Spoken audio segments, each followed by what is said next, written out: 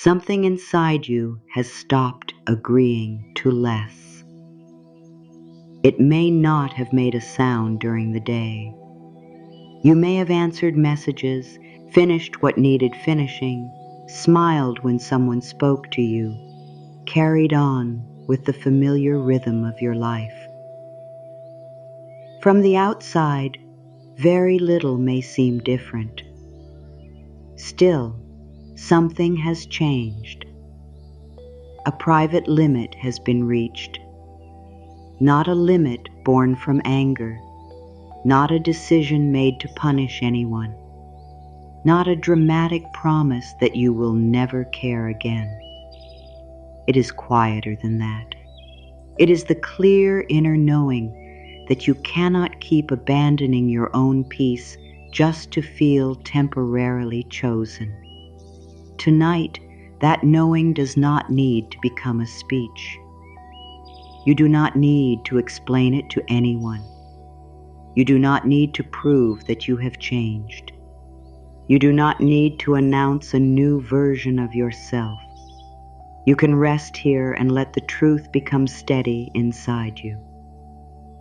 There have been times when you accepted uncertainty because certainty felt too much to ask for. Times when you told yourself that a little attention was better than none.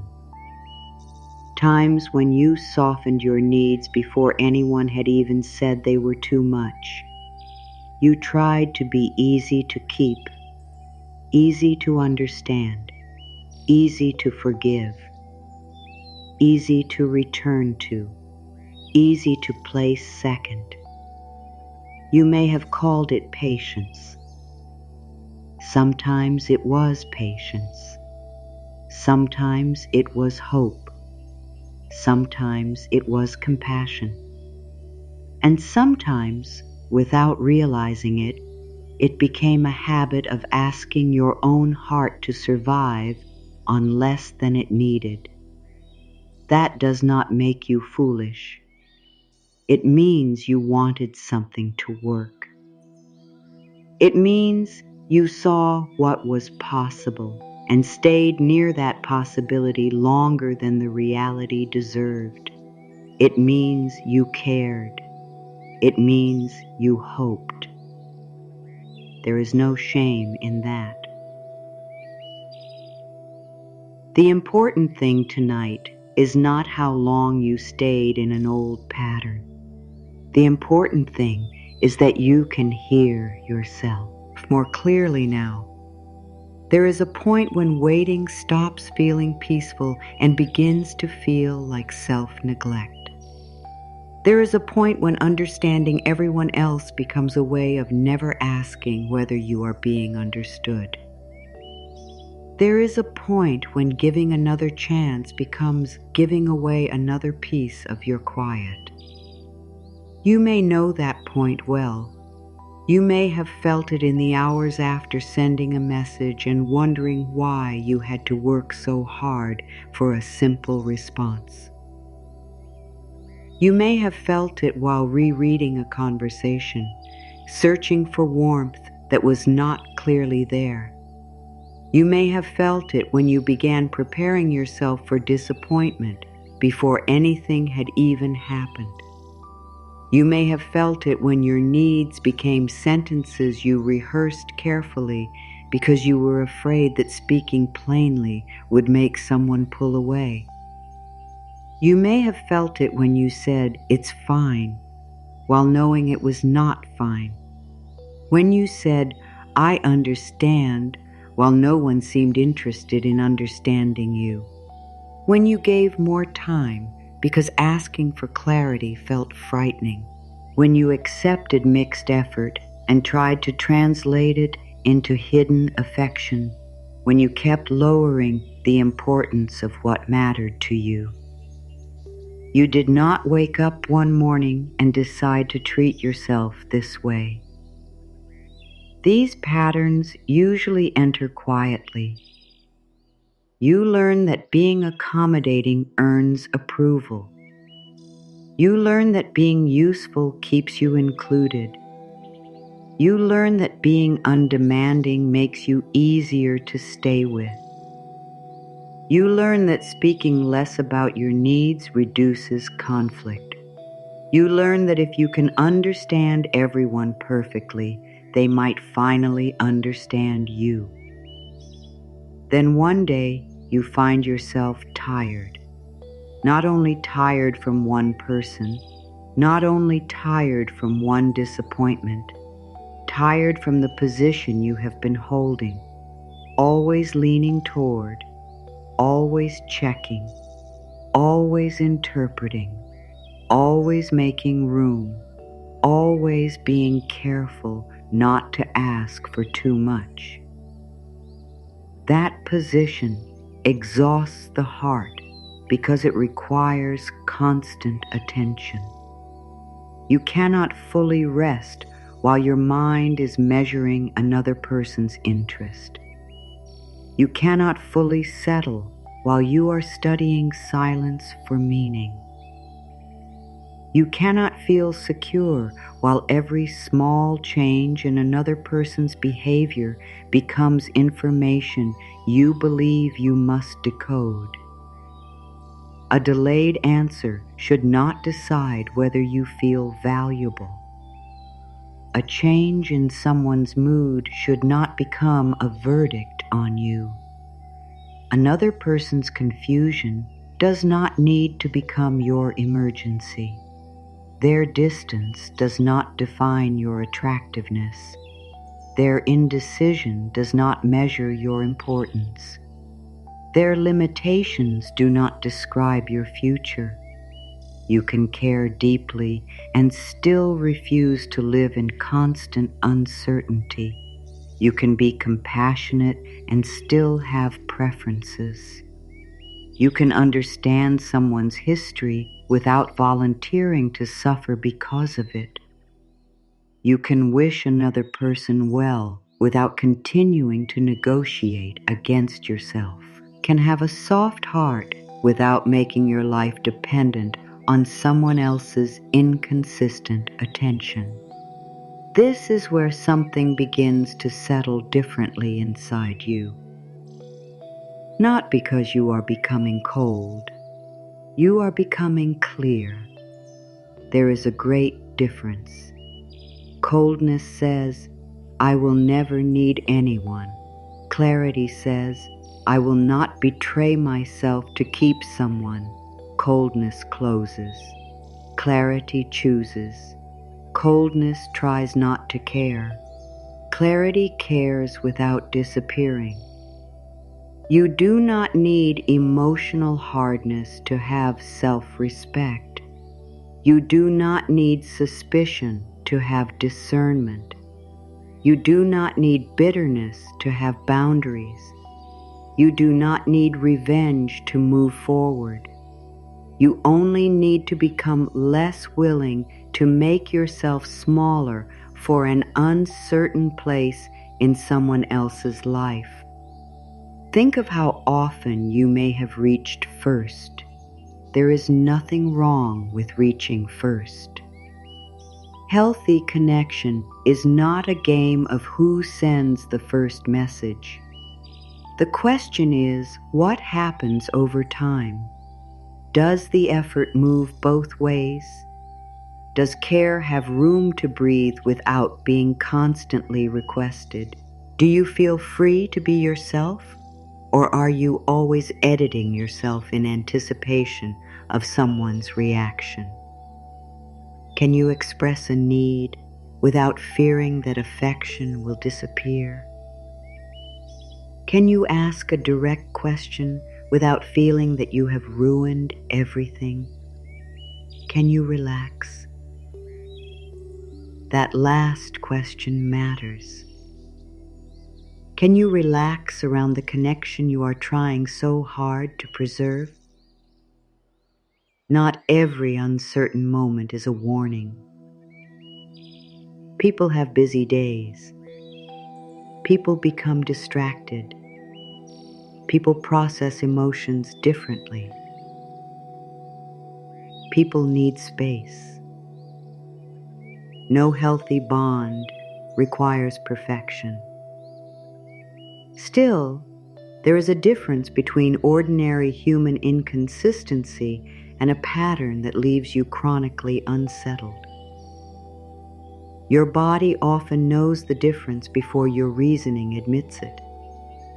You find yourself checking more, thinking more, explaining more, forgiving the same issue more, inventing reasons, lowering expectations, telling yourself not to be needy, trying to become so agreeable that nothing about you could ever be used as a reason to leave.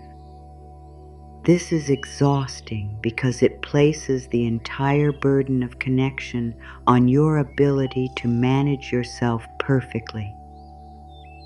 You begin believing that if you choose exactly the right words, everything will become secure.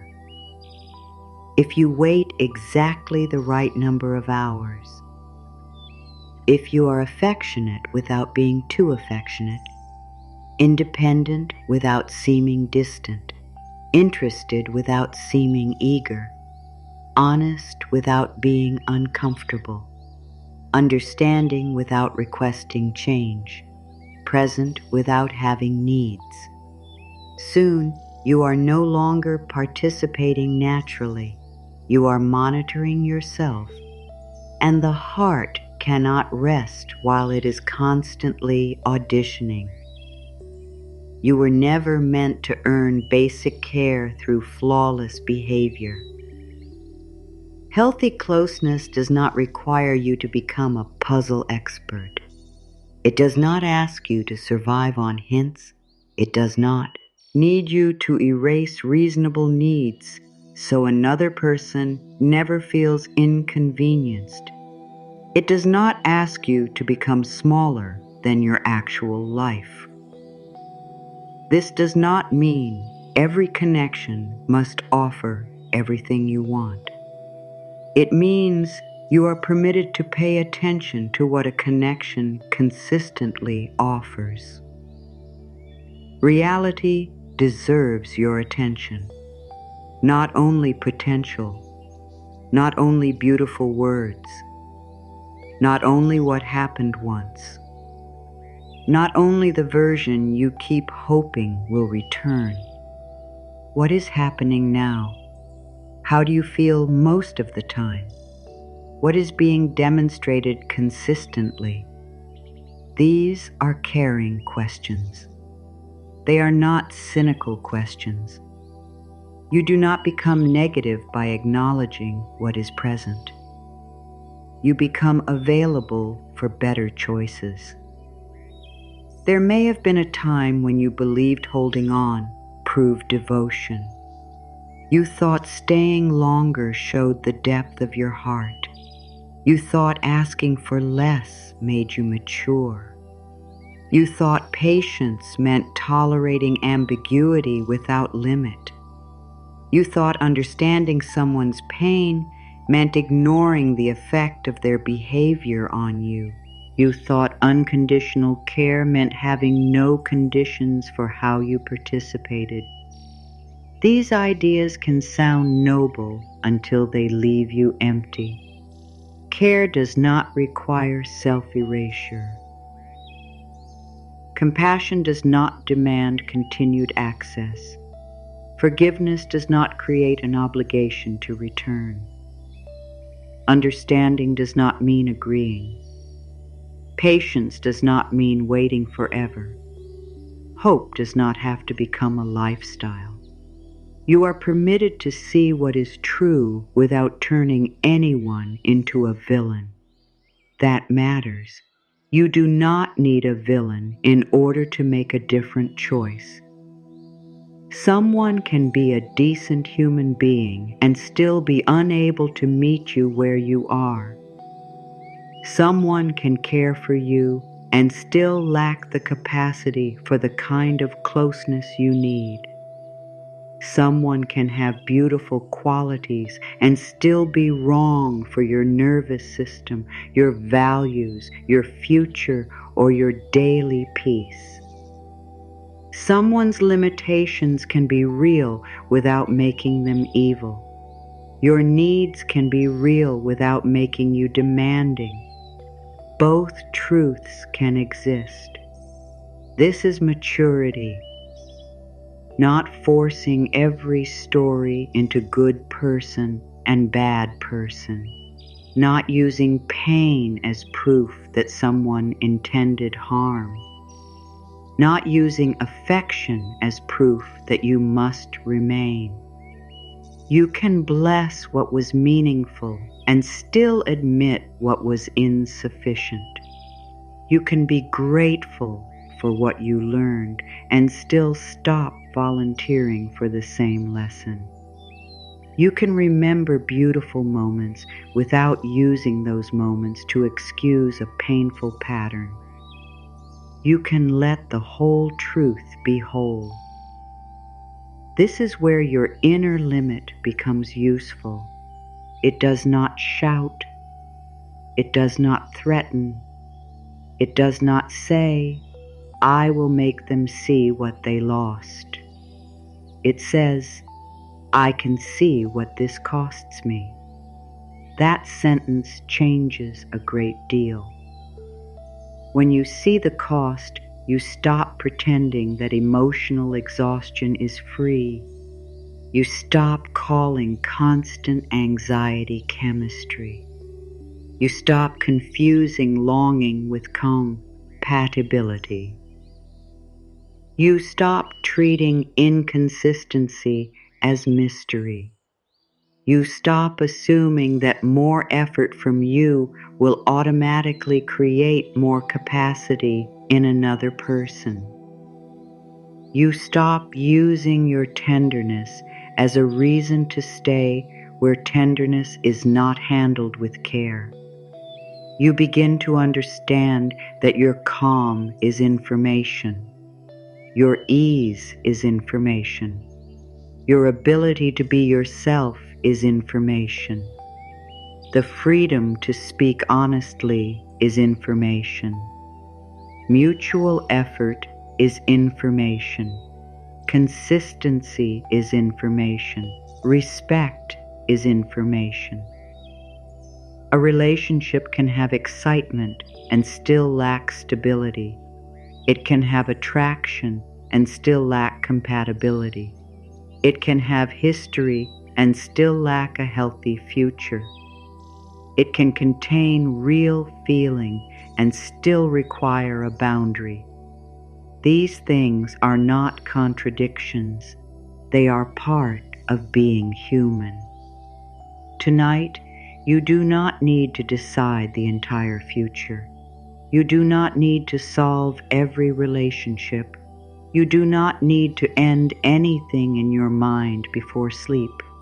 You do not need to begin anything either. You are only being invited to stop arguing with your own experience. If something has been hurting, you can acknowledge that. If something has been confusing, you can admit that. If something has required too much self-abandonment, you can name the pattern privately. No courtroom, no accusation, no dramatic conclusion, only truth. You have spent too long making excuses for your exhaustion. You have spent too long assuming that needing reciprocity makes you difficult. You have spent too long carrying the emotional work for two people and calling it devotion. A healthier inner posture begins when you stop asking, "How do I make them value me?" The more useful question is, "Am I behaving as though I value myself?" Not perfectly, not every hour, not with rigid rules, just more honestly than before. When you value yourself, your actions begin to change in small ways. You do not send 5 explanations when one clear sentence will do. You do not beg for clarity from someone committed to remaining vague. You do not repeatedly offer what is repeatedly dismissed. You do not make every silence about you. You do not rush to repair discomfort that another adult is capable of addressing. You do not assume that boundaries will destroy what is right for you. You do not keep proving your goodness to someone who has already decided not to see it. You become less available for emotional confusion that requires your constant participation. That change is powerful precisely because it is not theatrical. It happens in ordinary moments. You put your phone down, you finish your evening, you eat your meal without checking, you return to your own plans, you stop rehearsing the perfect response, you sleep instead of analyzing. You let another person reveal themselves without managing the revelation. You leave room for behavior to speak. You stop rushing to fill every gap with effort. At first, this can feel unfamiliar. If you have spent years reaching toward people, stepping back into your own life can feel almost unnatural. The mind may call it selfish. It may call it risky. It may suggest that if you are not constantly tending the connection, it will disappear. And sometimes something may disappear when you stop carrying it alone. That can hurt. It can also tell you something important. Anything that exists only because you continuously overfunction is already asking too much of you. Mutual connection does not collapse because you took one full breath and returned to your own evening. Respect does not vanish because you expressed a reasonable need. Interest does not need to be rescued every day. You are not responsible for producing another person's sincerity. You are responsible for how faithfully you live with yourself. There is peace in remembering this. Not instant peace, not perfect peace, real peace. The kind that grows as your actions stop contradicting what you know. You know when you are forcing. You know when you are repeatedly trying to turn a small amount of attention into something larger. You know when you are performing calm while living in worry. You know when you are pretending not to care because asking directly feels too vulnerable. You know when you are bargaining privately.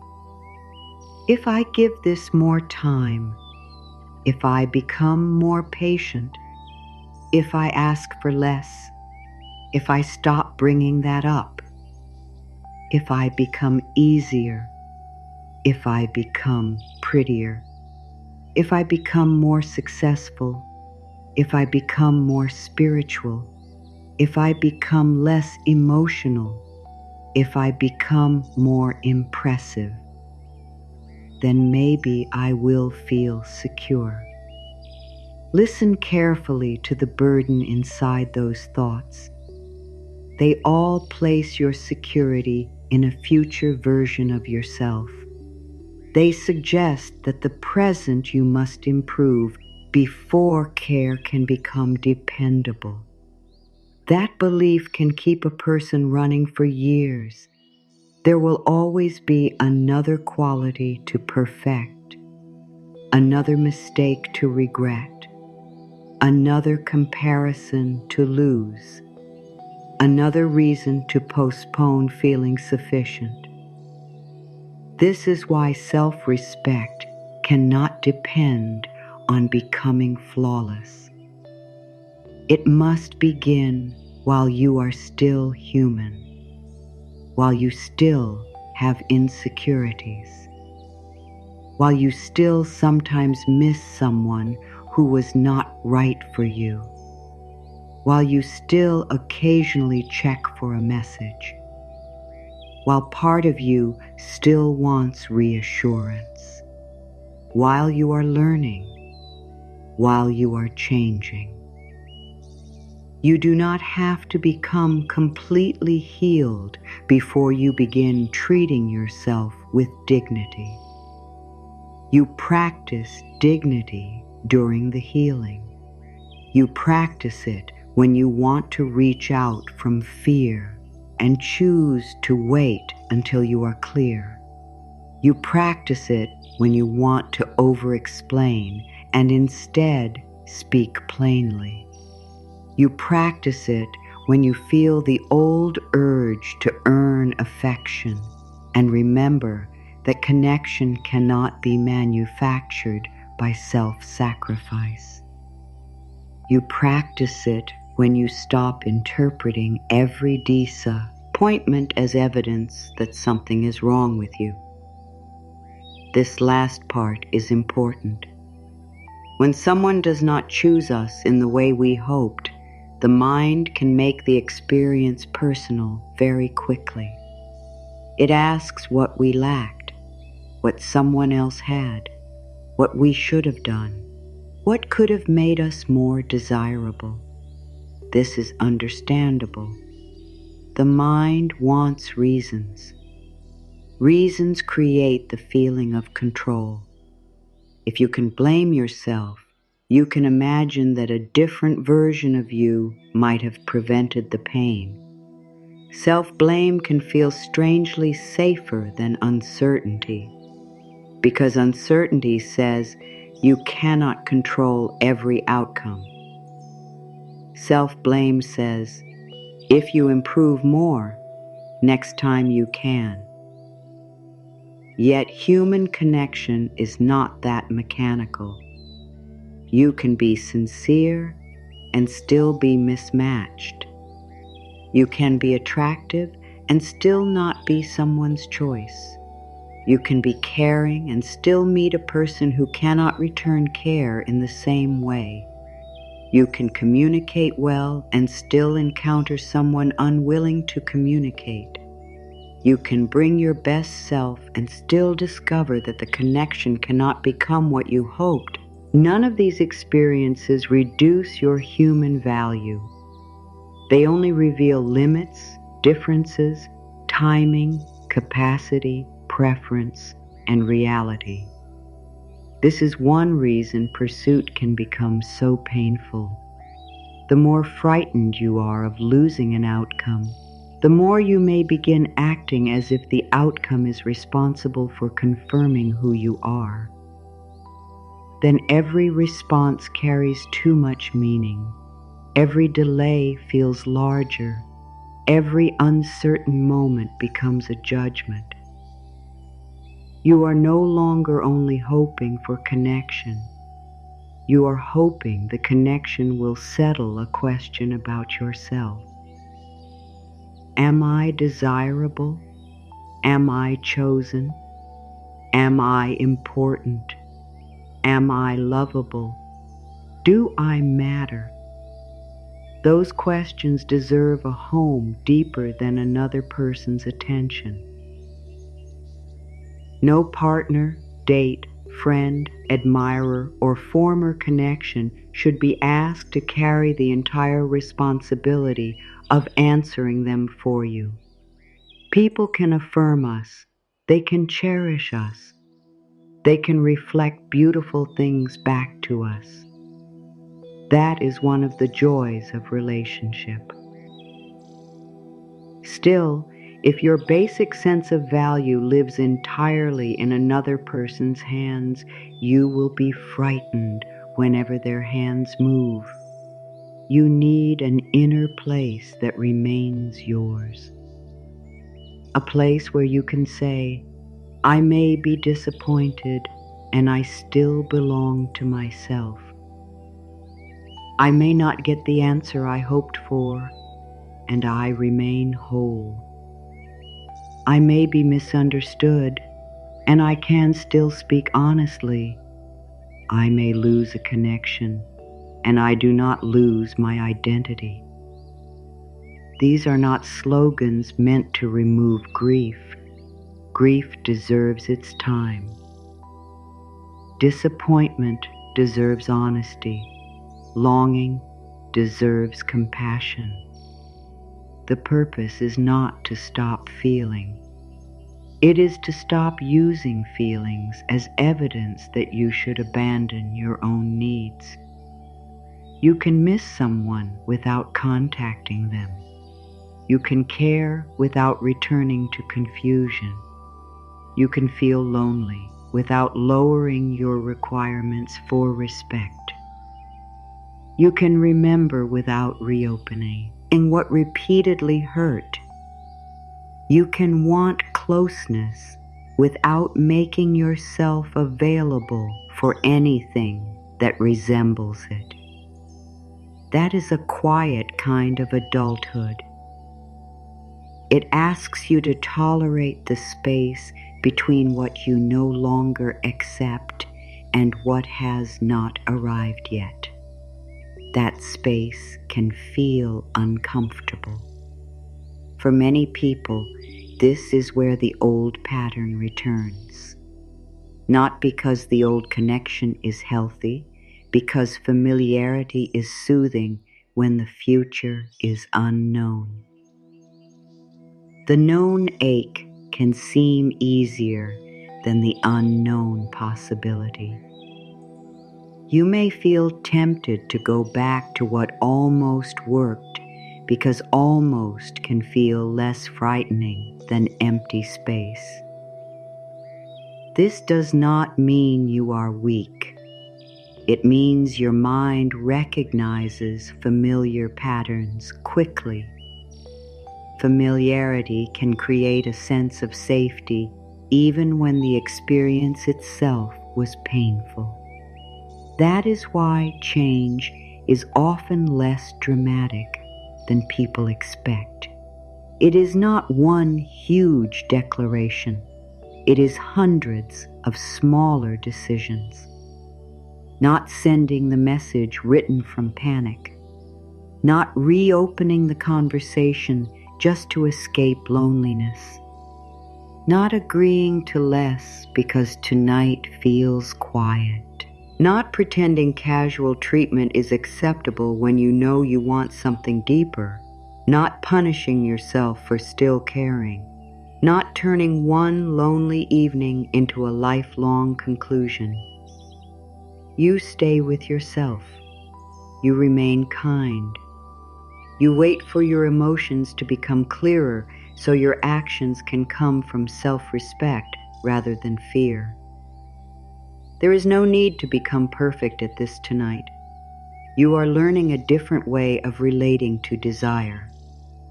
A way that does not require constant pursuit. A way that makes room for mutual movement. A way that does not confuse intensity with security. A way that lets you want deeply without begging life to prove that you deserve what you want. This is where calm begins to change the quality of your choices. When fear is driving, you may accept the first relief offered. When you are steadier, you can ask whether the relief is actually good for you. When fear is driving, attention feels precious no matter how inconsistent it is. When you are steadier, you can distinguish attention from care. When fear is driving, you may treat every possible connection as a scarce opportunity. When you are steadier, you remember that your life is larger than one uncertain outcome. This is not mystical. It is deeply human. Pressure often changes how we behave. When we are afraid, we may speak too much, move too quickly, ignore evidence, or seek reassurance repeatedly. The other person can feel that pressure even when we never name it. More importantly, we feel it ourselves. We start making decisions from the fear of losing instead of the clarity of choosing. Calm changes that. Not because calm casts a spell on anyone, because calm gives you access to better judgment. You hear your own preferences. You recognize inconsistency sooner. You ask clearer questions. You tolerate honest answers. You stop trying to convert reluctance into devotion. You become more able to leave space for reciprocity. You let people come forward in their own way. You let them show what they can offer. You stop filling every silence with proof of your interest. You stop working so hard to be unforgettable. You begin remembering that the person who belongs in a healthy connection with you does not need you to disappear in order to stay. This does not guarantee a particular relationship. It gives you something more dependable. It gives you back your participation in your own life. Tonight, that is where the change begins. Not in someone else's phone, not in someone else's mind, not in someone else's decision. Here, in the way you speak to yourself when no answer comes, in the way you protect your evening from unnecessary worry, in the way you stop turning uncertainty into a command to work harder, in the way you remember that waiting to be chosen is not your only position. You are also choosing. You are choosing what feels respectful. You are choosing what kind of communication you can live with. You are choosing whether consistency matters. You are choosing whether your needs can be spoken. You are choosing how much confusion you are willing to normalize. You are choosing what you will no longer explain away. This does not make you demanding. It makes you awake to your own life. And as this night grows quieter, you can begin to understand something that may have taken years to learn. You do not become more precious by becoming harder to reach. You do not become more desirable by pretending not to care. You do not need a strategy that makes another person afraid to lose you. You need a relationship with yourself so strong that you are no longer willing to lose yourself. That is the beginning, a very quiet beginning. No announcement, no performance, no punishment, only a clearer inner answer. Less is no longer automatically acceptable because it is available. Confusion is no longer automatically romantic because feelings are involved. Waiting is no longer automatically noble because you have waited before. You can want what is mutual. You can prefer what is clear. You can rest before you have every answer. You can let tonight be the first night you stop treating your peace as the price of being wanted. There is a particular kind of tiredness that comes from always being the one who keeps something moving. You know the feeling. You reach out because silence feels heavier than the effort of beginning again. You smooth over the uncomfortable moment because you do not want distance to grow. You explain what you meant because being misunderstood feels dangerous. You offer reassurance before anyone asks for it. You make room. You give another chance. You tell yourself that patience is part of caring. Then, little by little, you begin being more than your share of the connection. At first, this may not seem serious. You are thoughtful. You are expressive. You care deeply. Reaching out feels natural. Helping feels natural. Making another person comfortable can feel generous. None of those things are problems by themselves. The strain begins when generosity becomes your way of preventing loss. Then kindness starts carrying fear underneath it. You send the message not because you truly want to, but because you are afraid of what silence means. You make the plan because you are afraid nothing will happen unless you do. You excuse the behavior because you are afraid honesty might end the connection. You become agreeable because disagreement feels like danger. You say yes because no feels too risky. You forgive before the wound has even been acknowledged. You lower the question before asking it. You soften the request before speaking it. You prepare an apology for having a need. This is how a person can become exhausted without understanding why. From the outside, very little may appear wrong. No argument, no obvious crisis, no dramatic ending. Inside, however, you are constantly adjusting. Your mind stays alert. What did that message mean? Was my response too long? Did I sound too interested? Was I too quiet?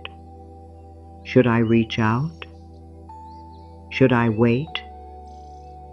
Should I explain? Should I pretend I do not care? Should I act differently tomorrow? The questions become a background noise.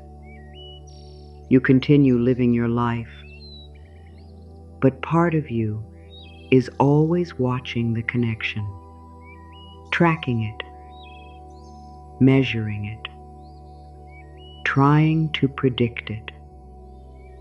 That constant monitoring steals rest. It also changes how you see yourself.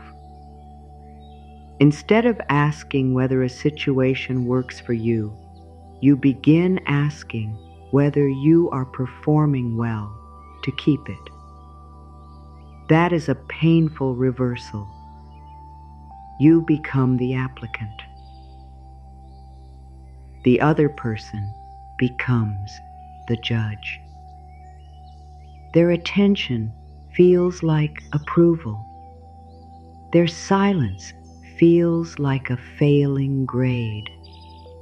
Their affection becomes proof that you did something correctly.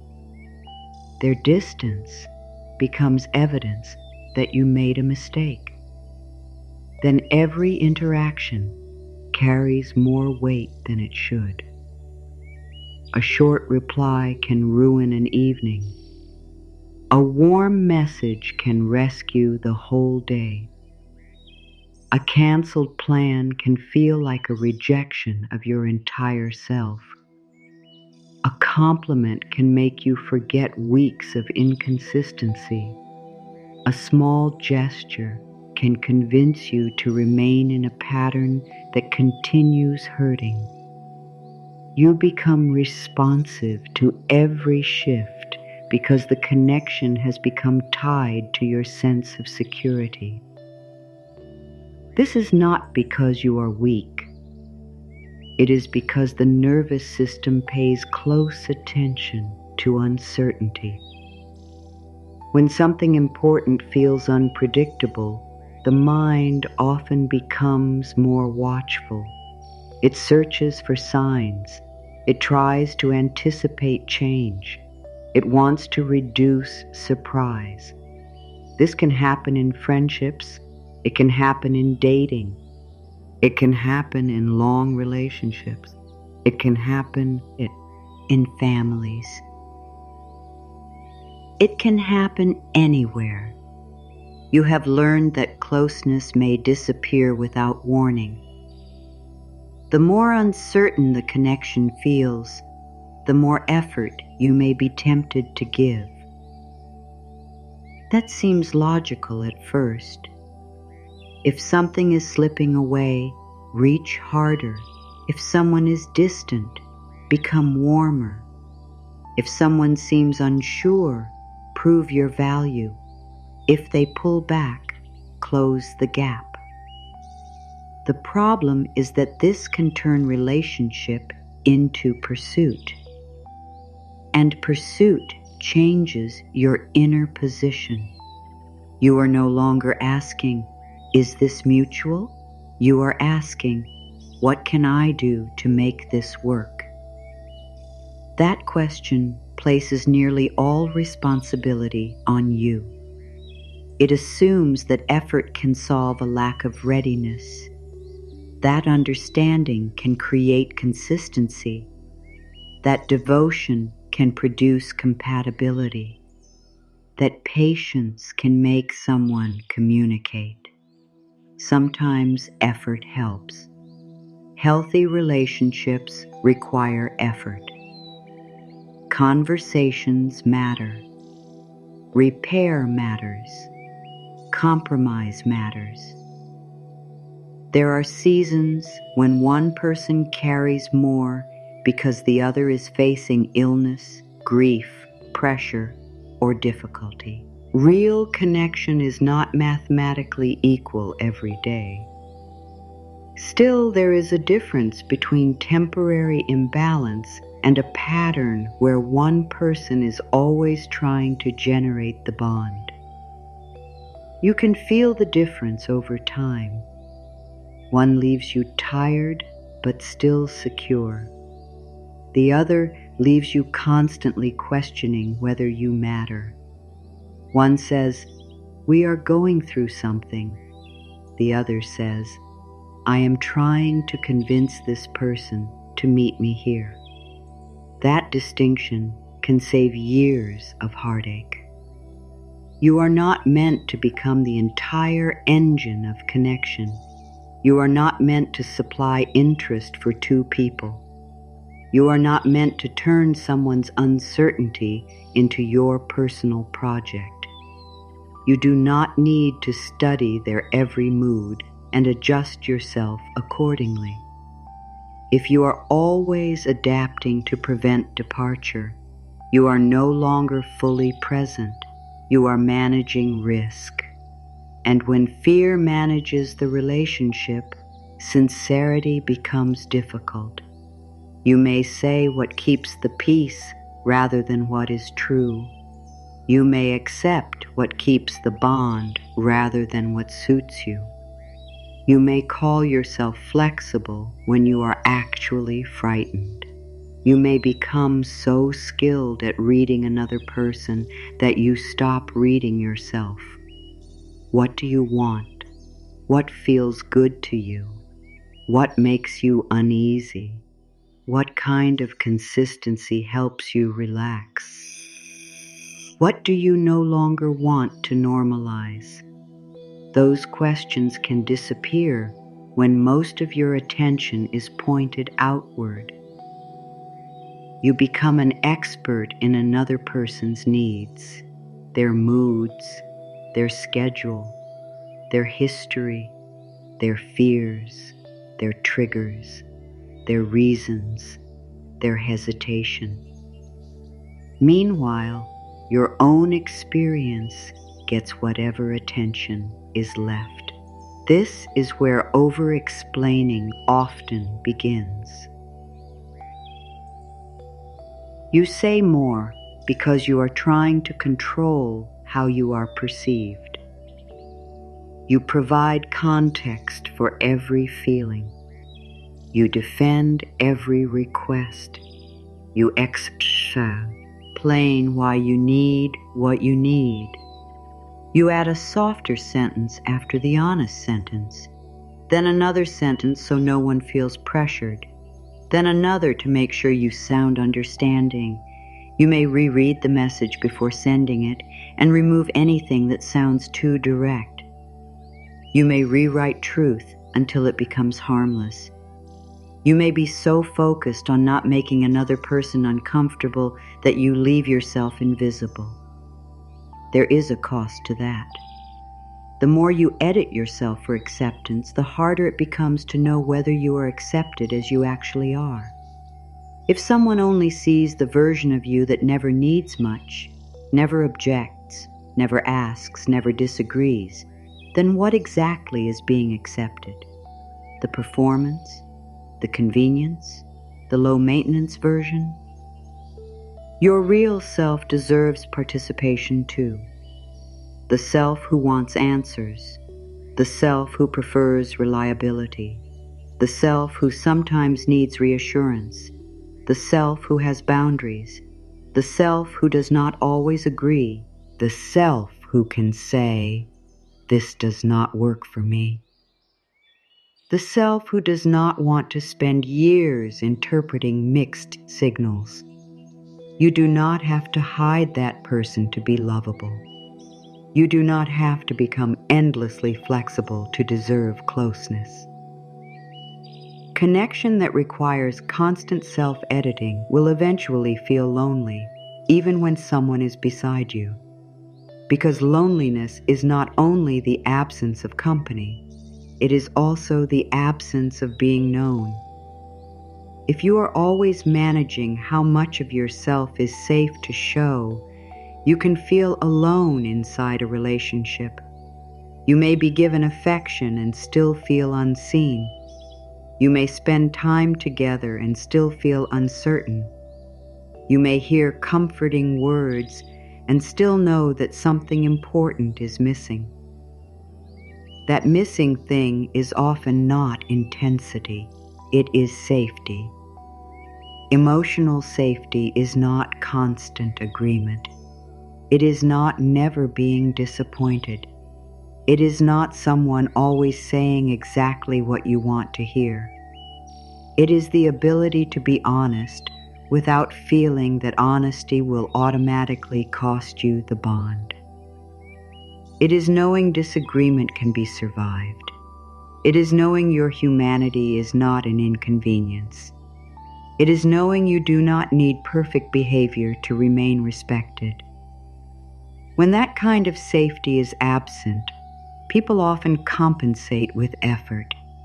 They become extra helpful, extra available, extra forgiving, extra attractive, extra understanding, extra patient, anything to make the connection feel secure. This creates an unfortunate cycle. The more uncertain you feel, the more you may pursue reassurance. The more you pursue reassurance, the less space you have to observe what the other person would freely offer. You keep filling the silence before it can reveal anything. You keep initiating before you can see whether they initiate. You keep solving the distance before you can learn whether they care to, address it. You keep giving answers to questions the relationship itself should be allowed to answer. There is wisdom in leaving some space unfilled, not as a manipulation, not as a test, not to make someone anxious. Space helps reality become visible. When you stop carrying every interaction, you can see what moves toward you without being pulled. When you stop rescuing every awkward moment, you can see whether someone else knows how to repair. When you stop explaining the obvious, you can see whether they are willing to understand. When you stop making every plan, you can see whether your presence matters and effort arises from the other side. This is not strategy, it is information. The goal is not to create absence so someone suddenly wants you. The goal is to stop hiding the truth from yourself by doing all the work. That is an important difference. Many people have been taught that attraction depends on games. Do not reply too quickly. Pretend to be unavailable. Act indifferent. Make someone jealous. Create uncertainty. Withhold affection. Become difficult to read. These behaviors may create tension, but tension is not the same as healthy closeness. You do not need to manipulate someone into pursuing you. The deeper shift is much less theatrical. You stop making another person's response responsible for your peace. This changes how you show up. You can be warm without overextending, interested without overinvesting too soon, open without giving unlimited access, honest without pleading, caring without taking responsibility for another adult's readiness. This is calm self-respect. It does not play games. It does not demand attention. It does not make threats. It does not try to become irresistible through distance. It remains rooted and able to observe. When you are rooted, you can like someone and still see them clearly. You can enjoy attention without immediately building a future around it. You can hear beautiful words and wait for behavior to support them. You can feel chemistry without assuming compatibility. You can appreciate potential without living inside it. You can let time reveal character. That is one of the most loving things you can do for yourself. Time reveals what intensity can hide. In the beginning, almost anyone can be attentive for a while. Almost anyone can say the right thing during a beautiful moment. Almost anyone can show enthusiasm when circumstances are easy. Consistency appears later. Respect becomes clearer later. Capacity becomes clearer later. Whether someone can communicate through discomfort becomes clearer later. Whether someone can hold your truth without punishing you for it becomes clearer later. You do not need to rush past that information. Urgency often comes from fear. Fear says, secure this now before it disappears. Then you may try to define the connection too quickly. You may overgive before trust has formed. You may reveal your deepest wounds before someone has shown they can hold them responsibly. You may make sacrifices for a bond that has not yet demonstrated stability. You may emotionally commit to a future while the present is still uncertain. Slowing down does not make you unavailable. It helps your heart stay connected to reality. There is no prize for becoming attached faster. There is no virtue in ignoring your own pace. You can enjoy what is happening without deciding what it must become. That is calm. Calm lets a connection grow at the speed of truth. Pressure tries to make it grow at the speed of fear. This is part of why pursuit can repel. Not because wanting someone makes you unattractive. Desire is natural. Interest is beautiful. Affection is not embarrassing. The problem is not that you care. The problem begins when fear enters your caring and turns it into pressure. Pressure can appear in subtle ways, repeated checking, needing constant reassurance.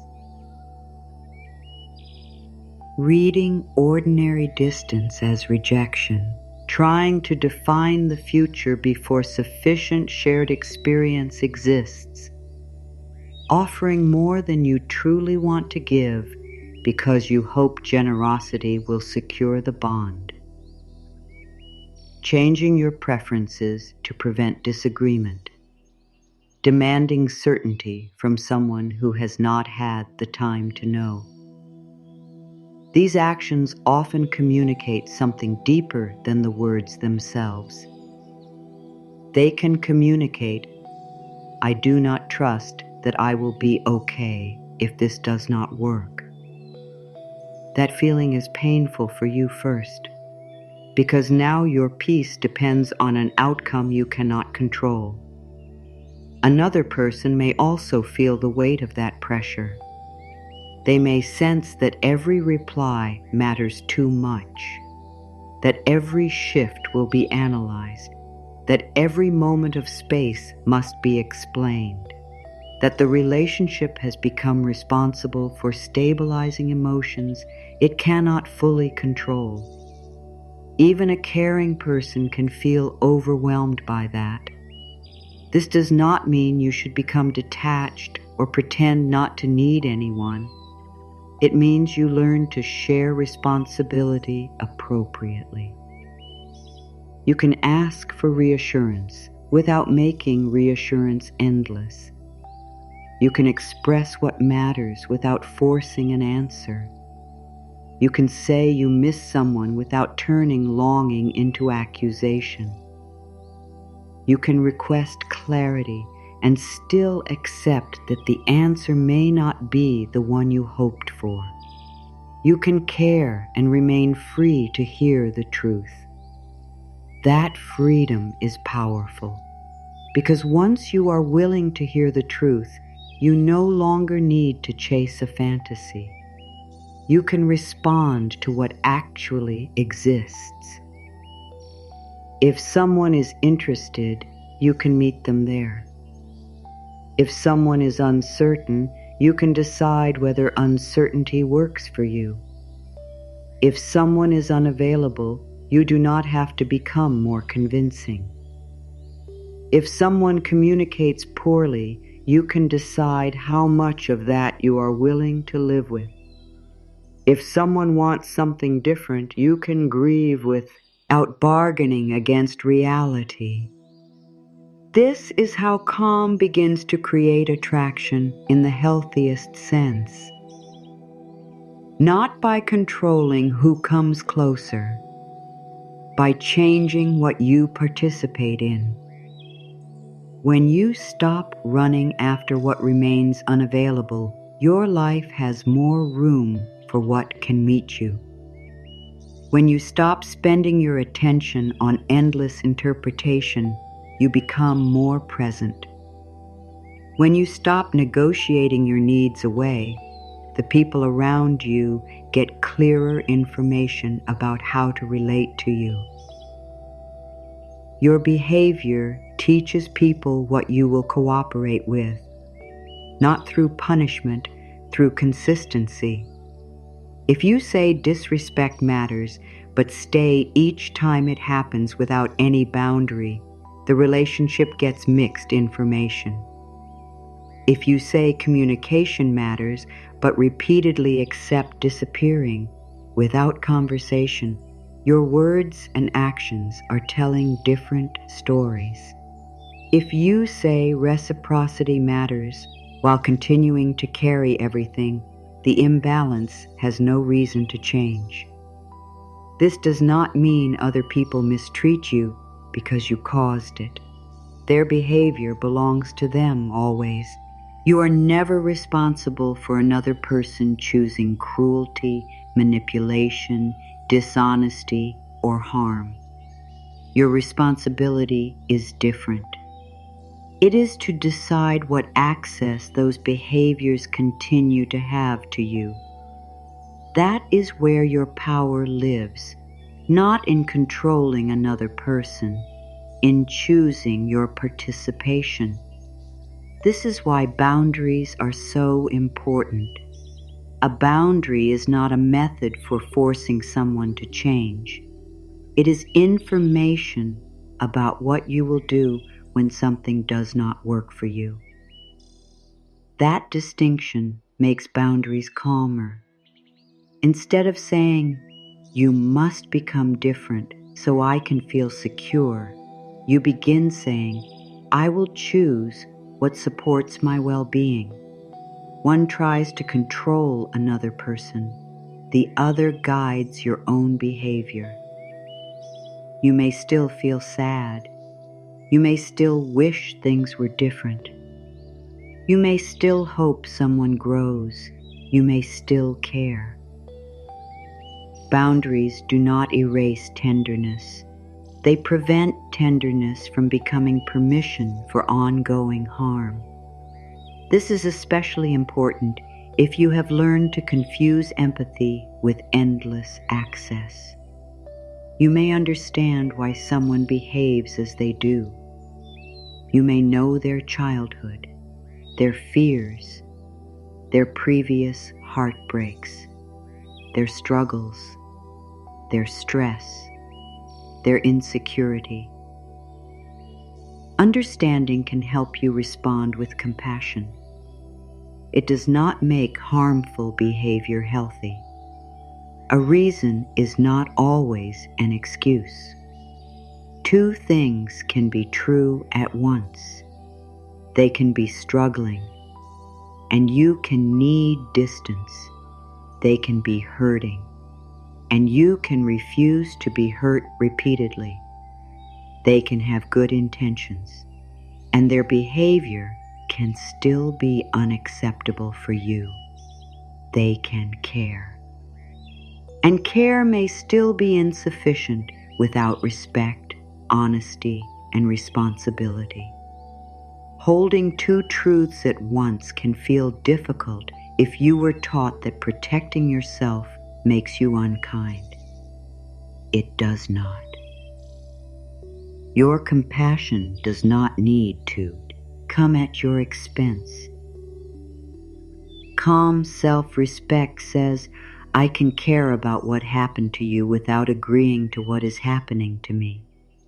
That sentence restores balance.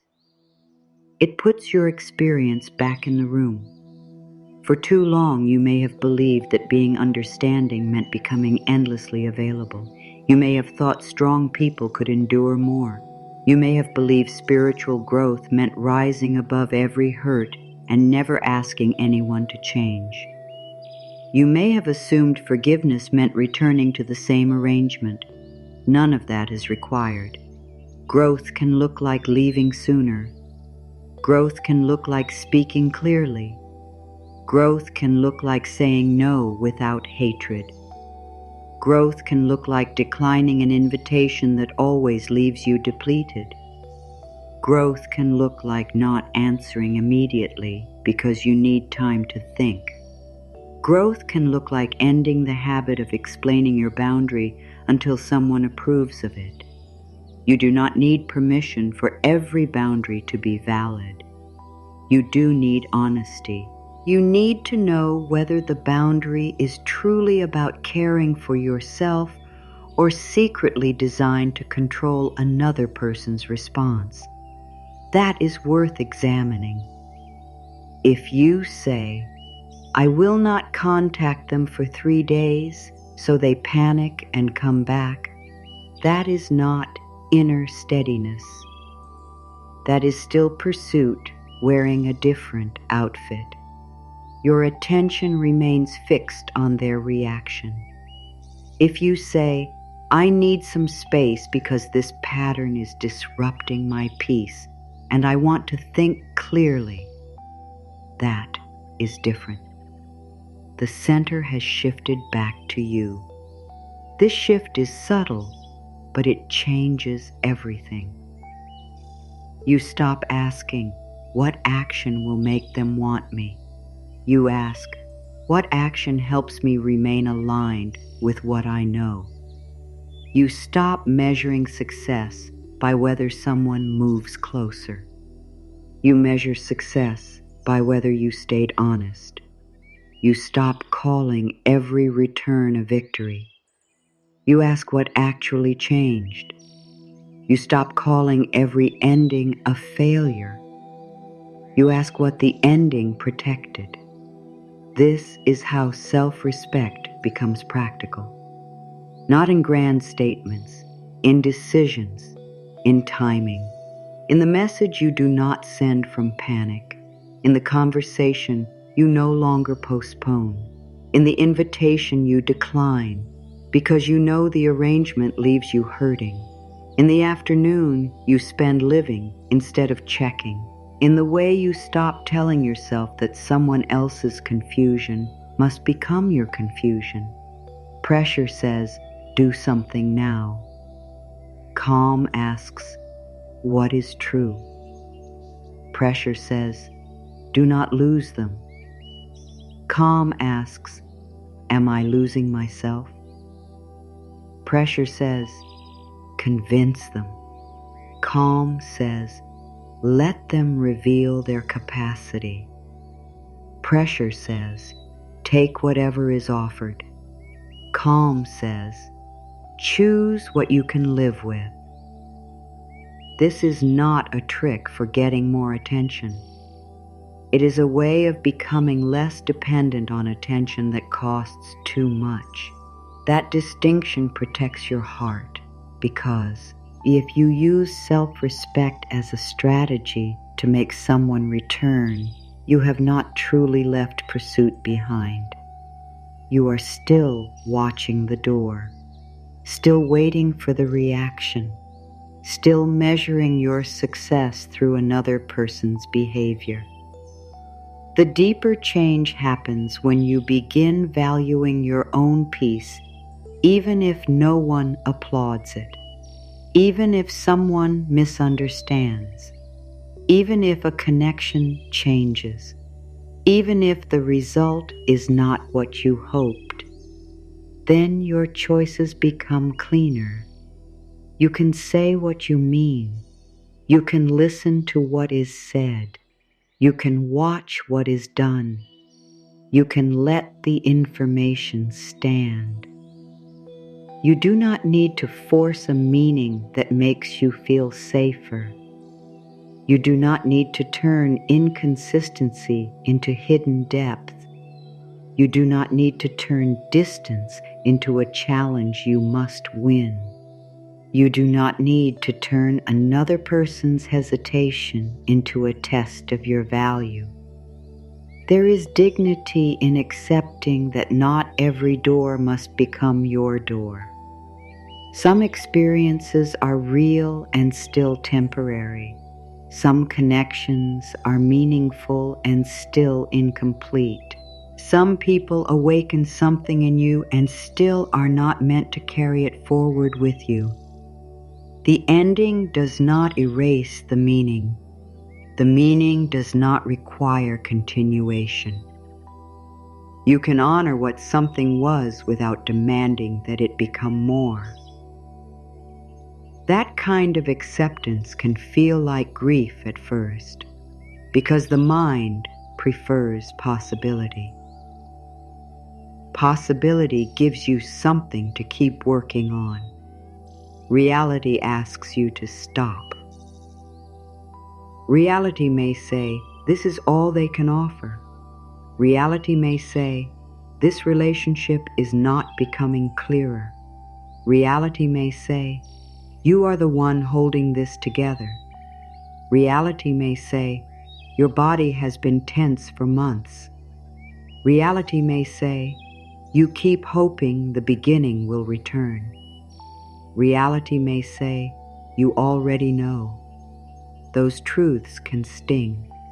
Still, truth is kinder than endless uncertainty. Truth gives you somewhere to stand. Once you stand there, you can stop running. You can stop competing with imagined alternatives. You can stop comparing yourself with people you think someone else might choose. You can stop trying to become more attractive than another person's uncertainty. You can stop negotiating with what has already been shown. Your life begins to come back into focus. Your work, your sleep, your friendships, your creativity, your laughter, your home, your body, your plans, your mornings, your evenings, all the pieces of you that may have been pushed aside while one uncertain connection occupied too much mental space. There is more to you than waiting. There is more to you than being desired. There is more to you than proving you can be kept. You are a whole person with a life that deserves your attention. This is where calm becomes more than an emotion. It becomes a way of refusing to abandon your own life for the possibility of someone else. You keep showing up for yourself. You return your attention to what is actually yours to shape. You let affection be affection. You let uncertainty be uncertainty. You let another person make their choices. And you remember that you are making choices too. This is the beginning of a new balance, not indifference, not distance for effect, not pretending you do not care, a quiet return to equal dignity. You can move toward someone who moves toward you. You can ask and listen. You can offer and observe. You can care without carrying. You can hope without pleading. You can stay open without standing in the same painful doorway forever. You can be tender and discerning at the same time. That combination may feel unfamiliar. It may also become one of the safest places you have ever lived within yourself. The safest change is the one that does not require you to hate who you used to be. You do not need to look back at your earlier choices with embarrassment. You do not need to call yourself foolish for staying. You do not need to punish the version of you who kept hoping. That person was trying to protect something precious. They wanted closeness. They wanted steadiness. They wanted to believe that care could deepen if they remained patient. They wanted to believe that effort mattered. They wanted to believe that understanding would eventually be met with understanding. There is tenderness in that. Even when the choice was costly, the intention beneath it may have been sincere. You were not necessarily choosing pain. You were choosing possibility. You were choosing what you believed might become safe. You were choosing according to what you knew at the time. And what you knew was shaped long before many of these relationships began. Some lessons enter early. You learn to measure yourself by approval. You learn to watch faces. You learn to adjust quickly. You learn that harmony matters more than honesty. You learn that being needed can feel similar to being cherished. You learn that keeping people comfortable makes life easier. You learn to become alert to withdrawal. You learn to work harder when connection feels uncertain. These lessons can become so familiar that you stop recognizing them as lessons. They begin to feel like personality. You say, "This is just how I am. I am the one who gives. I am the one who understands. I am the one who keeps everyone together. I am the one who can handle more. I am the one who does not ask for much.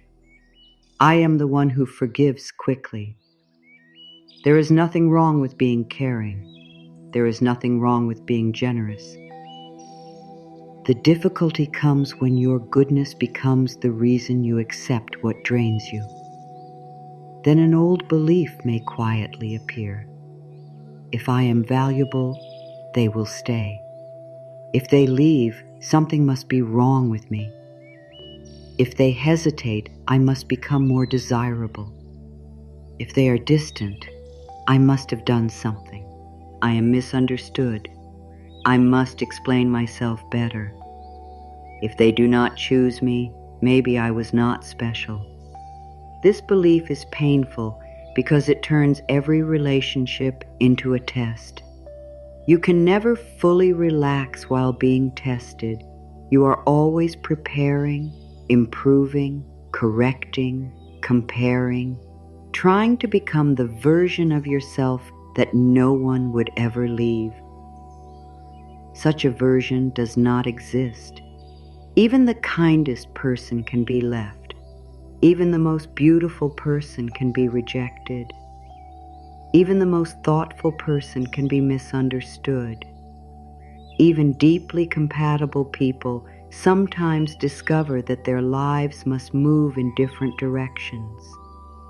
Another person's choice can affect you profoundly without defining you. This is one of the truths your heart may need to hear more than once.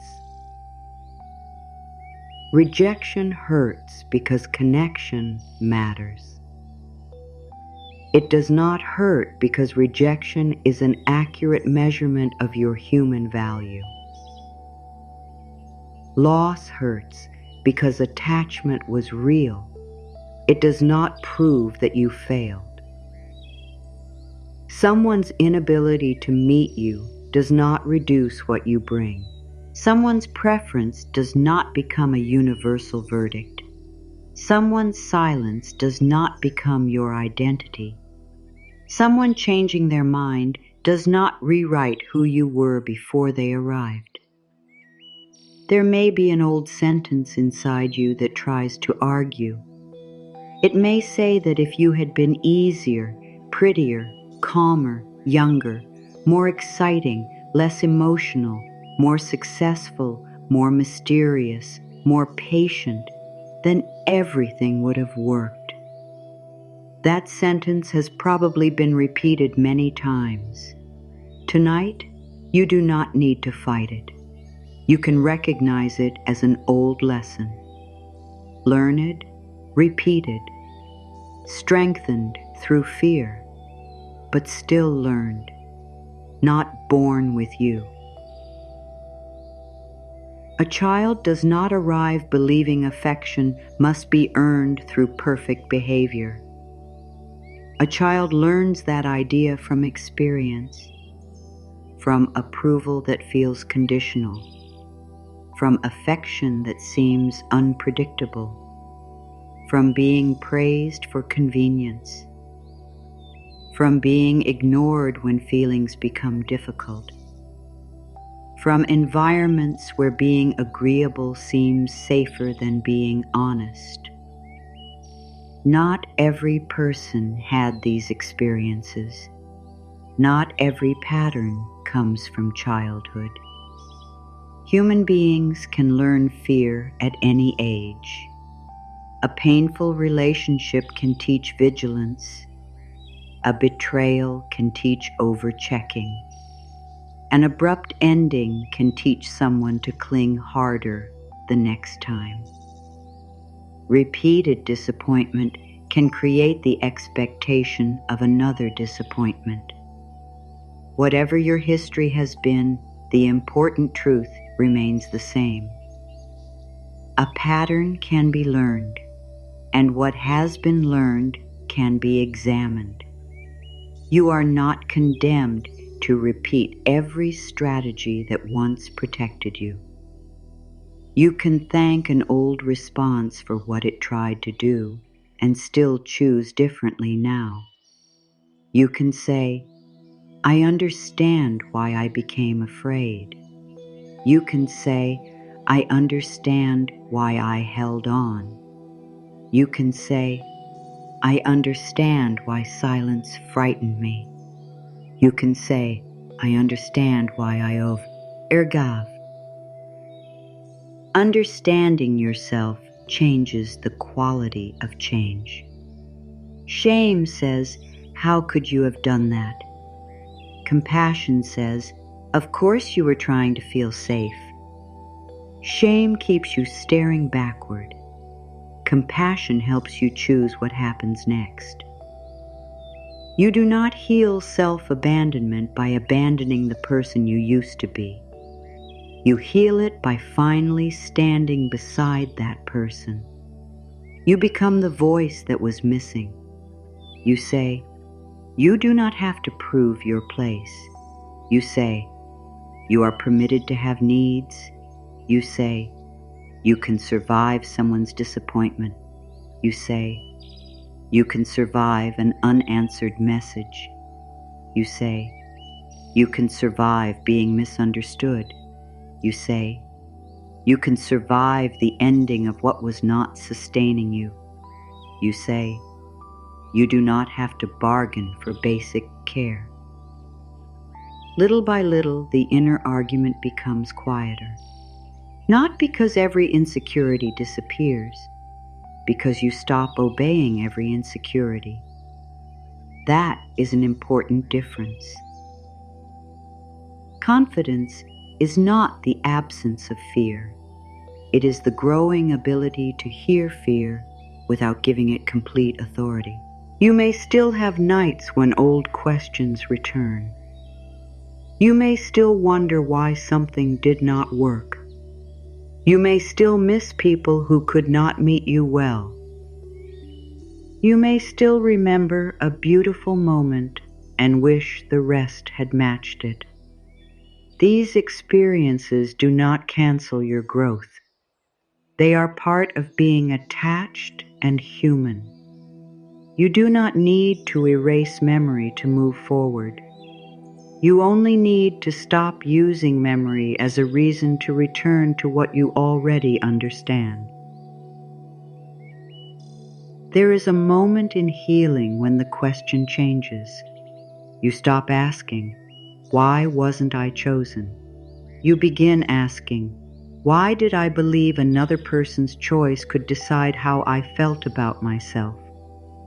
That question opens something important, because the desire to be chosen is natural. The danger begins when being chosen becomes proof that you deserve to exist confidently. Then another person holds too much power over your inner life. You become dependent on their attention for emotional permission. You feel bright when they move closer, small when they move away, certain when they praise you, doubtful when they become quiet. Your identity begins moving with their behavior. You were never meant to live that way. Your sense of self can remain more stable than someone else's interest. It can remain with you through change. It can remain when a relationship disappoints you. It can remain when someone cannot see what you hoped they would see. It can remain when a future you imagined does not happen. You can be deeply disappointed without turning against yourself. That may be one of the most important standards you ever set. I will not use another person's decision as permission to mistreat myself. Think about how different that feels. Someone leaves and you grieve, but you do not insult yourself. Someone becomes distant and you feel the ache, but you do not be listing your flaws. Someone does not reciprocate and you feel sadness, but you do not turn sadness into self-contempt. Someone cannot offer what you hoped for, and you accept the information, but you do not decide you are unlovable. This is emotional loyalty to yourself. It does not make loss painless. It keeps pain from becoming identity. There is a great difference between saying, "This hurts," and saying, "This proves something is wrong with me." One describes an experience. The other becomes a sentence about your entire being. You can stop writing those sentences. You can refuse to turn temporary pain into permanent judgment. And as you do, something becomes quieter. You no longer have to win every person over. You no longer have to convince everyone to understand you. You no longer have to become unforgettable to feel secure. You no longer need every ending to be revised. Some things can end. Some people can misunderstand. Some opportunities can pass. Some hopes can change shape. You remain. You remain with your character, your capacity to learn, your ability to care, your discernment, your humor, your intelligence, your creativity, your patience, your voice, your future choices. The parts of you that matter do not vanish because one connection changes. This is where the old sentence begins to lose authority. The sentence that said you had to become more before life could meet you well. You do not need to argue with it for hours. You can replace obedience with practice. Today, I speak more honestly. Tonight, I stop over-explaining. Tomorrow, I let someone else initiate. This week, I protect one boundary. This month, I become more interested in how I feel than in how I am being evaluated. Small acts create new evidence, and the mind learns from evidence. It learns that you can say no and still be okay. It learns that someone can be disappointed in you and life continues. It learns that a delayed reply does not require panic.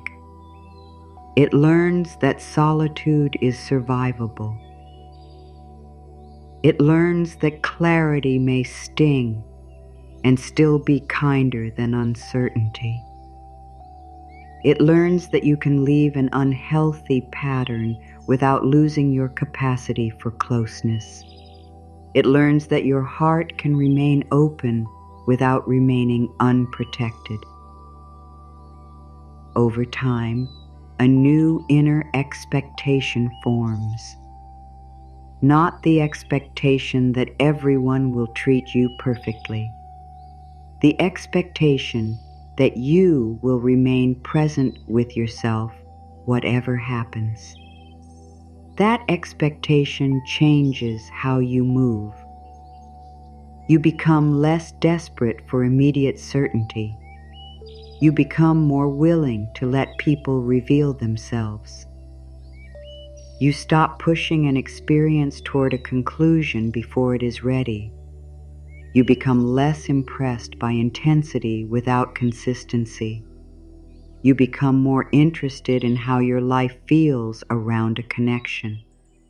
You begin to trust your own observations. You begin to believe yourself when something repeatedly hurts. You begin to respect your own preferences before someone else approves of them. And then the heart can rest differently. There is an old wisdom in the natural world that does not hurry for applause. Far above roads, buildings, conversations, unanswered messages, and all the small human negotiations of closeness, cranes cross enormous distances. 1,000 miles of sky can open beneath them. Clouds shift. Wind changes. Daylight rises and fades. The land below alters. Fields become towns. Rivers bend through unfamiliar places. The birds continue. Not because every mile is easy, not because the air is always favorable. They continue because something within them remembers direction. Then, after distance that would seem impossible to a creature standing still, there comes a familiar stretch of water. The same lake, the same broad resting place, the same kind of shallow edge where long legs can settle, the same quiet surface that held them before. They have crossed a world of changing scenery, and somehow they arrive where belonging already knows their name. You do not need to turn this into mystery. Nature carries many forms of orientation. Animals respond to cues that human beings are still learning to understand in full. What matters tonight is the image. 1,000 miles of sky and the same water. There is something inside the bird that does not ask every passing cloud where home is. It does not land permanently in every place that offers a moment of rest. It does not decide that because one stretch of air was difficult, it has lost all direction. It continues. The cranes do not need the whole route visible at once. They move through what is present, a current of air, a changing temperature, a familiar pull, a landscape recognized from above, the next movement, then another, until the lake appears. Think about that water for a moment. Still in the early hour, thin movement at the surface, reeds near the edge, open sky reflected across it. The season has changed since the birds were last there. Rain has come and gone. Warm months passed. Cold months passed. The shoreline may not look exactly the same. Still, the cranes return. Not because nothing changed, because change did not erase belonging. This matters for you. You may have changed. Your life may look different from what you expected. Certain relationships may have ended. Certain hopes may have been revised. Some years may have been harder than you planned. You may feel as if you have crossed emotional distances you never intended to cross. There have been unfamiliar seasons, unexpected winds, long stretches when you could not see where anything was leading. Still, the capacity to recognize what suits you has not disappeared. It may have been ignored. It may have been overridden by fear. It may have been confused with longing. It may have been buried beneath the habit of aching dew. But it is still there. Something in you knows the difference between being merely wanted for a moment and being met with consistency. Something in you knows the difference between chemistry and safety. Something in you knows the difference between attention and devotion. Something in you knows when you're trying too hard. You have felt that knowing before. Perhaps you talked yourself out of it. Perhaps you called yourself too sensitive. Perhaps you thought your expectations were unreasonable. Perhaps you believed another person knew better. Yet the inner signal kept returning, a quiet discomfort, a repeated question, a sense that you were always stretching too far from yourself. This is your inner compass asking to be taken seriously. It does not always speak loudly. Sometimes it feels like relief when plans are canceled. Sometimes it appears as tension before you send another long explanation. Sometimes it is the deep exhale that comes when you finally say what you mean. Sometimes it is the peace that arrives after you stop trying to repair something alone. You do not have to interpret every feeling perfectly. No one does. Fear can speak. Old habits can speak. Loneliness can speak. Hope can speak. Discernment grows through time and reflection. Still, the more honestly you live, the easier it becomes to recognize your own direction. The cranes crossing open distance are not evaluating whether the lake will find them impressive. They do not improve themselves for the water. They do not arrive ashamed that the journey took time. They arrive as they are, tired perhaps, weathered by distance, still themselves. The water does not demand that they explain every mile.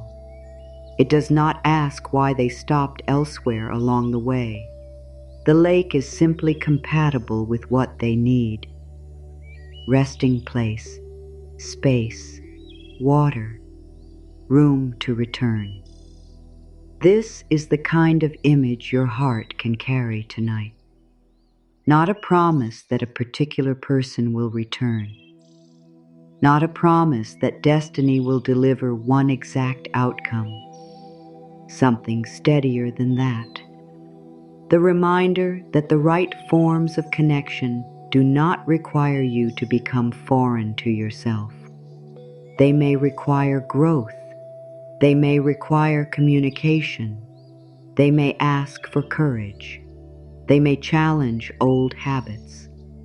But they do not require continual self-betrayal. Belonging should not demand that you forget your own direction. A crane does not become less itself in order to reach the lake. It arrives through being what it is. This is the lesson.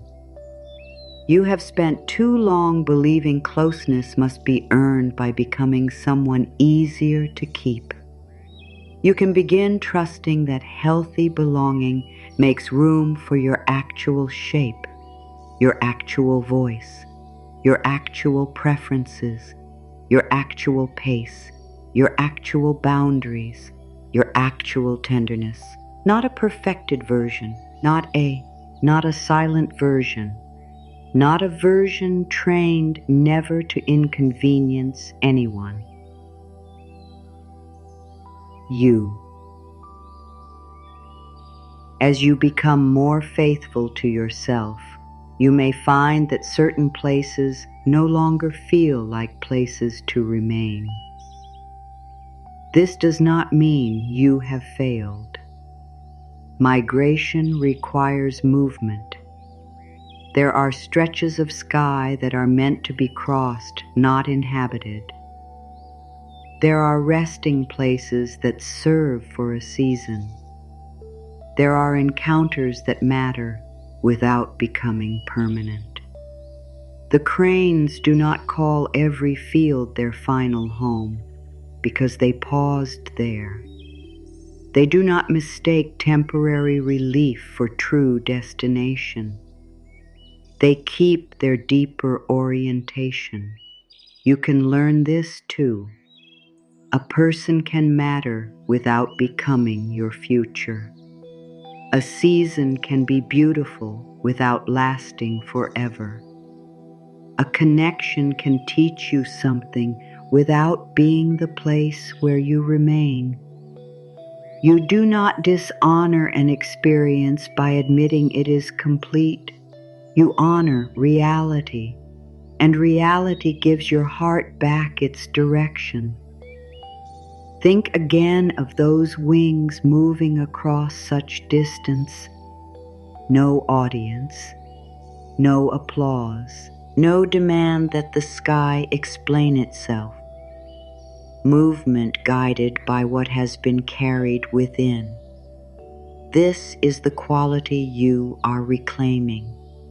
You are becoming less dependent on external permission to know what fits you. You are becoming less willing to call discomfort normal just because it is familiar. You are becoming more interested in mutuality than intensity, more interested in peace than pursuit. more interested in truth than potential. There may still be stretches when you do not know exactly where you are going. That is all right. The cranes do not need the lake visible from the first mile. Direction can exist before arrival. This is one of the quietest forms of trust. You do not need proof of the entire future before you choose what is healthier now. You do not need to know who will meet you next before you leave a pattern that keeps asking you to disappear. You do not need a guaranteed outcome before you raise what you are willing to accept. You can move because the present has already taught you what you need to know. The sky can be wide. The route can be long. You can still belong to yourself while you travel. And one day, perhaps in a way quieter than you expected, you may realize that the life around you feels more like the lake. Less forcing, less explaining, less proving, more room, more steadiness, more recognition. Not because you controlled everything into place, because you stopped repeatedly flying away from your own direction just to remain near what could not hold you. Tonight, the journey does not need to be finished. You only need to remember what is written inside. You can trust the part of you that knows the difference between longing and belonging. You can trust the part of you that becomes quieter around what is safe. You can trust the part of you that no longer wants to negotiate against itself. There is still sky ahead. There is still life ahead. There are still places you have not seen, and there is still something within you capable of recognizing the waters where you can finally rest. You do not have to force yourself to believe everything at once.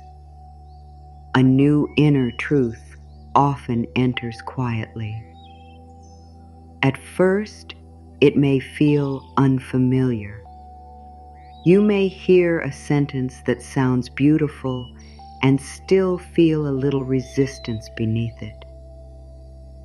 That resistance does not mean the sentence is wrong. It may only mean you have spent a long time living by another one. You have lived by sentences such as, I have to work harder to be chosen. I have to prove that I am different. I have to keep the connection alive. I have to make myself easy to keep. I have to earn the kind of care I want. Those old thoughts may have been repeated so often that they began to sound like facts. They were never facts. They were instructions learned through experience, and instructions can be rewritten. Tonight, you are not being asked to tear the old page out. You are writing beside it a quieter sentence, a steadier sentence, one that does not depend on anyone else changing, one that does not promise a particular face, message, return, or outcome, one that puts direction back inside your own life. My calm remembers where I truly belong. Let that rest for a moment. My calm remembers where I truly belong.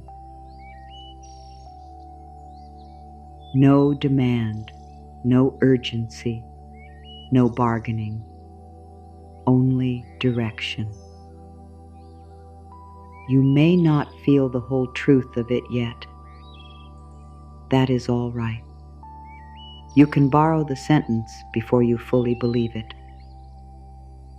My calm remembers where I truly belong. The words do not say that every path becomes easy. They do not say everyone recognizes you. They do not say disappointment disappears. They say something more useful. Your steadiness can guide you. When you are not rushing to escape uncertainty, you see more clearly. When you are not trying to secure someone's attention immediately, you can observe what is actually being offered. When you are not frightened that every ending proves something about you, you can make choices that fit your life. Calm gives you room to know. It gives you room to hear yourself beneath the noise of longing. It gives you room to separate desire from desperation. It gives you room to say, I want this, without adding, and therefore I must have it. That difference is freedom. You are permitted to want something deeply. You are permitted to hope. You are permitted to care. You are permitted to feel disappointed when what you hoped for does not happen. None of these experiences require you to hand your dignity away. You can want and remain rooted. You can hope and remain observant. You can care and remain honest. You can grieve and remain loyal to yourself. This is what the cranes have been teaching you through the long sky. Direction does not require panic. They do not become directionless because the distance is great. They do not become less themselves because the destination is not yet visible. They carry orientation while moving through uncertainty. You can do the same. You can be in a season where you do not know what comes next and still know what no longer fits. That knowledge matters. Sometimes people wait for complete certainty before making a healthier choice. They think they must know exactly what the future will bring. They want proof that something better exists. They want reassurance that loneliness will not last. They want to know who will appear after they stop accepting what hurts. Life rarely gives that kind of guarantee. You may have to choose self-respect before you know what replaces the old pattern. You may have to say no before the next yes becomes visible. You may have to create space before you understand what the space is for. That can feel frightening. It can also be deeply clarifying. The lake is not visible during every mile of flight. Still, the birds do not make a permanent home in the nearest unsuitable place because they cannot yet see the destination.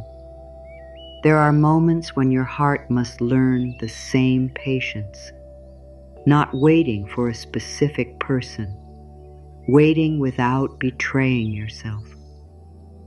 That is different.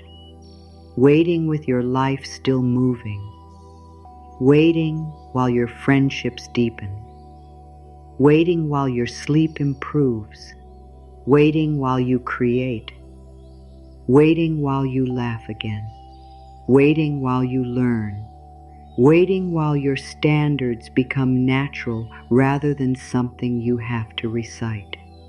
You are not putting your life on hold. You are refusing to fill a meaningful space with something that repeatedly asks you to shrink. This is where receiving begins to change. Many people think receiving means sitting still until life brings them everything they want. It does not. Receiving includes discernment. It includes recognizing what has actually arrived. It includes knowing the difference between an offer and an opportunity that costs too much. It includes being able to say yes without fear. It includes being able to say no without guilt. You cannot truly receive well if you feel obligated to accept everything. A heart that has learned scarcity may grab quickly. Any attention feels important. Any invitation feels rare. Any return feels significant. Any affection feels like proof that the waiting was worthwhile. Calm creates a little more space between what appears and what you choose. You can ask, does this feel consistent? Does this honor what matters to me? Can I be honest here? Can I remain myself here? Do actions support the words? Do I feel more settled over time or more confused? These questions are not designed to find perfection. No person will answer every need perfectly. No relationship remains effortless. You are looking for something simpler. Can reality support what you are hoping for? That is the question. Not, could this become beautiful if everything changed? Not, what if they eventually become ready? Not, what if I give it 6 more months? What is here? What is happening? What is repeatedly being shown? This kind of honesty protects your tenderness from fantasy. You can appreciate possibility without building your home inside it. A possibility is not a promise. Potential is not a relationship. Words are not yet a pattern. One beautiful evening is not yet a foundation. One apology is not yet repair. One return is not yet change. One moment of affection is not yet reliability. Time shows more. You can let time help you. There is no need to rush every connection towards certainty. The right pace is the pace at which truth can remain visible.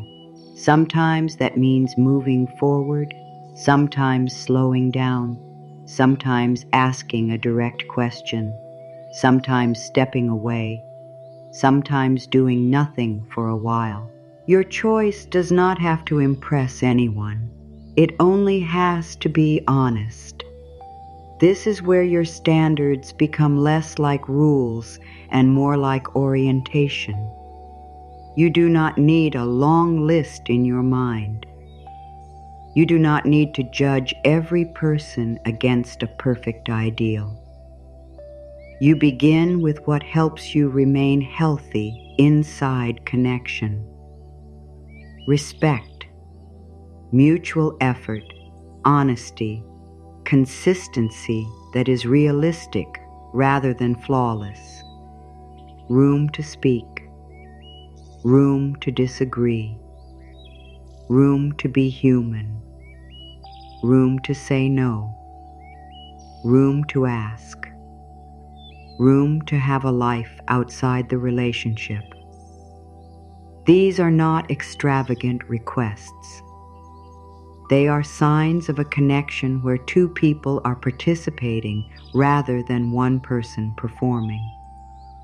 Your standards do not exist to make you superior. They exist to help you recognize what you can sustainably live with. That matters because attraction can make people forget sustainability. You can be intensely drawn to someone who does not fit your life well. You can feel excitement around a person whose communication leaves you exhausted. You can admire someone who cannot offer the kind of partnership you want. You can feel chemistry and still need to walk away. Desire does not remove discernment. Feeling strongly does not obligate you to continue. This may be one of the hardest lessons for a tender heart. You can care deeply and still choose differently. You can say, "I care, and this does not work for me. I miss you, and I am not returning to the same pattern. I understand, and I still need something different. I forgive, and I am keeping the boundary. I wish you well, and I am continuing forward." These statements do not make affection false. They make self-respect present. There may have been times when you believed a boundary meant the relationship was failing. You feared that asking for something would drive someone away. You feared that saying no would make you harder to cherish. You feared that if you did not keep making room, there would be no connection left. Sometimes a boundary does reveal that a bond cannot continue in the same form. That is painful. It is also information. A relationship that can only survive when one person has no limits is not stable. Healthy connection has room for two realities, two schedules, two histories, two sets of feelings, two voices, two people. You do not need to erase one person to preserve the other. This is also why boundaries are not punishments. They are not designed to teach someone a lesson through suffering. They are not threats meant to create fear. They are not silence used to make someone desperate. They are decisions about your participation. You may say, "I am not available for this kind of conversation." You may say, "I need time before I answer." You may say, "This arrangement does not work for me." You may say, "I am willing to talk when we can speak respectfully." You may say, "I am stepping away." Then the boundary is carried by your action. You do not need another person to agree that it is reasonable before you honor it. You do not need them to understand every reason. You can explain once. You can be kind. You can remain clear. This is especially important where there is real harm. Words about self-respect can support your inner life, but they are not a substitute for practical safety. If a connection threatens your body, frightens you, controls you, isolates you, repeatedly harms your spirit, or makes you afraid of what may happen next, you deserve real support and real help. Affirmations are not meant to keep you inside danger. No spiritual idea should ask you to tolerate abuse. No message about compassion should require you to stay where you are unsafe. Your safety matters in the real world, and reaching for trustworthy support can be an act of strength. For most listeners tonight, the pattern may be quieter than that. A confusing connection, an uneven friendship, a relationship where you keep giving more. A person who offers affection but not clarity, a repeated habit of accepting less than you truly want. These patterns still deserve honesty. You do not need visible catastrophe before you are permitted to choose differently. You do not need to wait until you are completely depleted.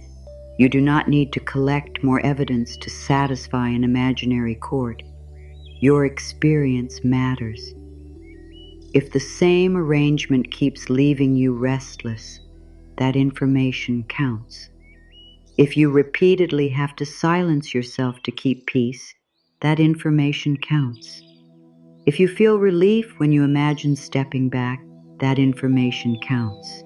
You can listen before the pain becomes enormous. This is how a standard becomes loving. It helps you respond sooner. It says, I do not need to wait until I hate someone before I leave Wu. Hat does not fit. That is maturity. You can depart without hatred. You can decline without contempt. You can choose yourself without making another person small. There is dignity in that. And there is dignity in receiving what is good without suspicion. This side of the lesson matters too.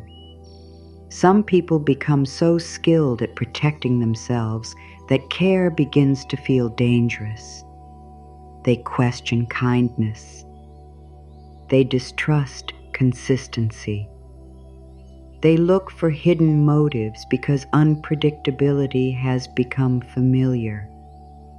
When something is steady, it can almost feel boring. When someone communicates clearly, the nervous system may not produce the same intensity. This does not mean the connection lacks depth.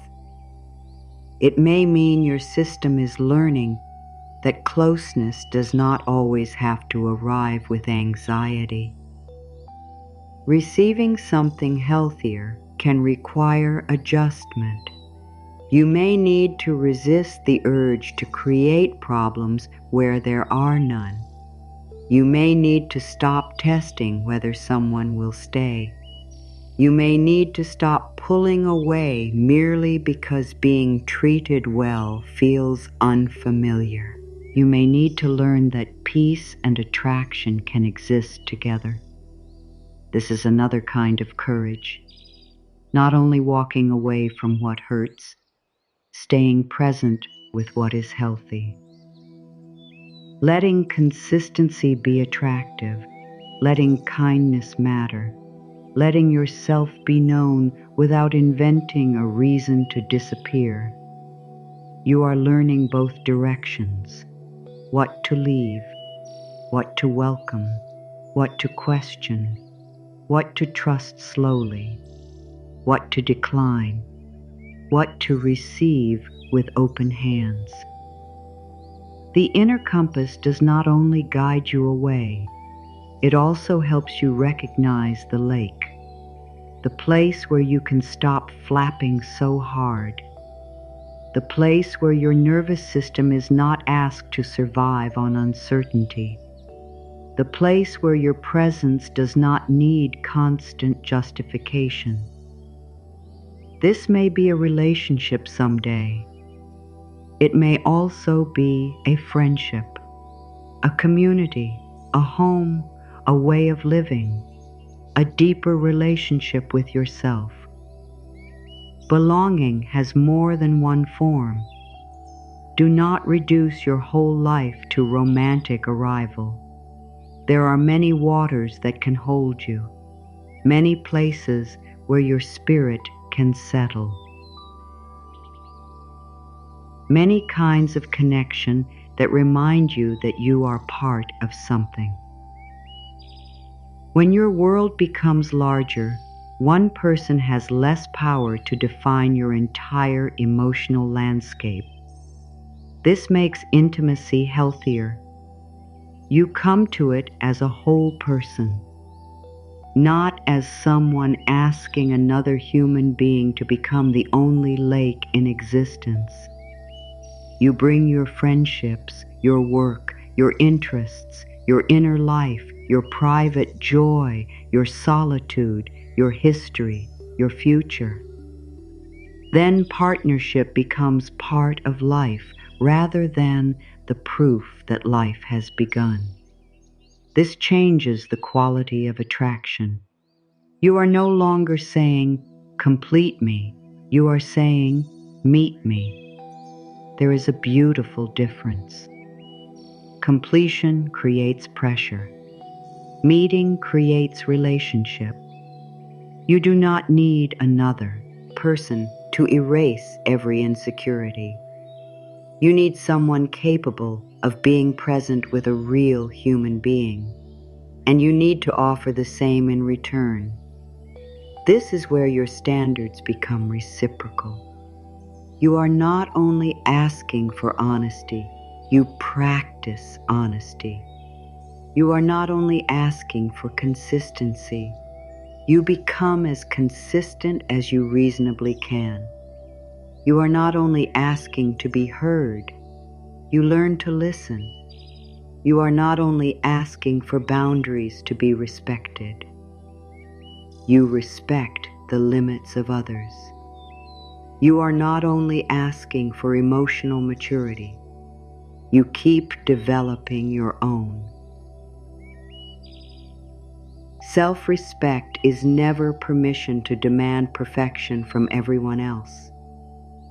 It is a commitment to participate with integrity. That is what makes it steady rather than rigid. You can be flexible without disappearing. You can compromise without betraying yourself.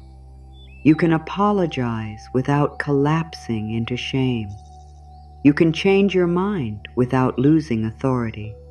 You can admit when you were wrong. You can repair.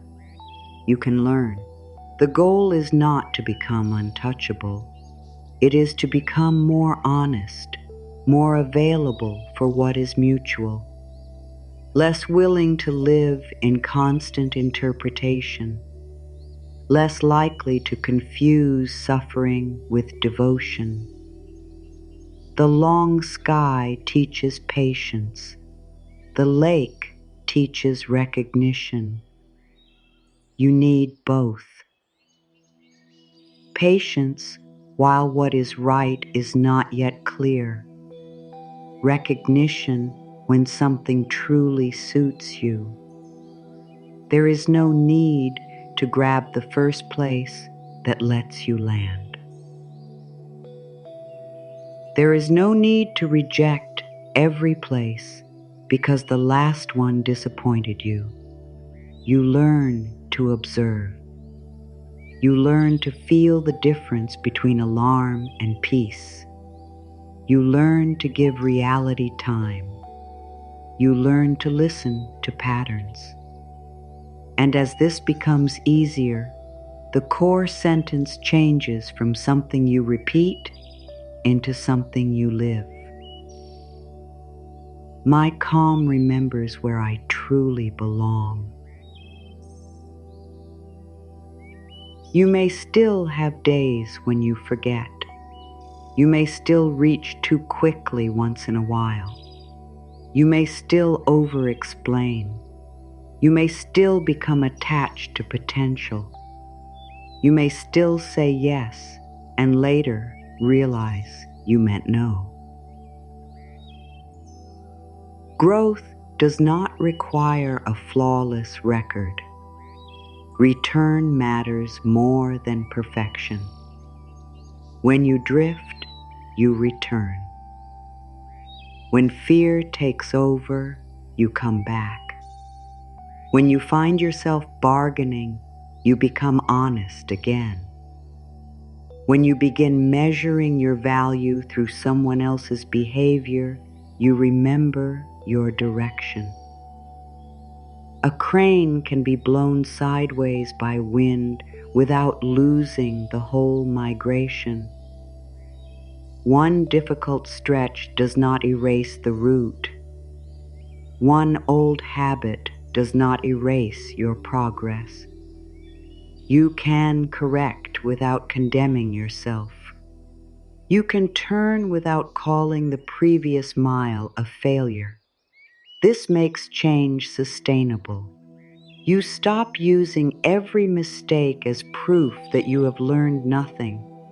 You begin saying, I see what happened. I can choose again. That is enough. If the larger affirmation still feels too far away tonight, make it smaller. Say only, I am willing to trust my inner direction. Nothing more is required. Willingness creates room. You do not have to force certainty. You do not have to manufacture confidence.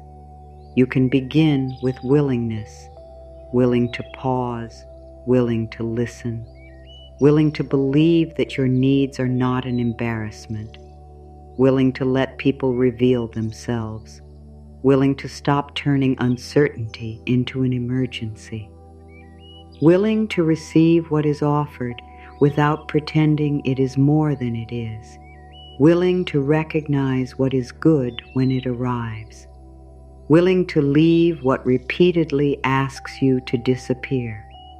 This is how the compass becomes stronger. Through use, through repetition, through choosing what keeps you close to yourself. And tonight, as the sky grows quieter around your thoughts, you do not need to know the full distance ahead. You only need the next honest direction, the next clear no, the next peaceful yes, the next moment when you choose reality over fantasy, the next moment when you stop pleading with what has already shown you its limits, the next moment when something kind arrives and you let yourself believe kindness can be real. The next moment when you remember that belonging is not something you have to chase across every mile of sky. Somewhere inside you, the route is becoming familiar again.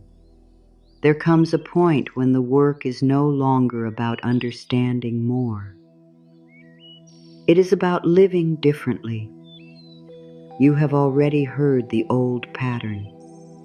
You know what it feels like to reach from fear.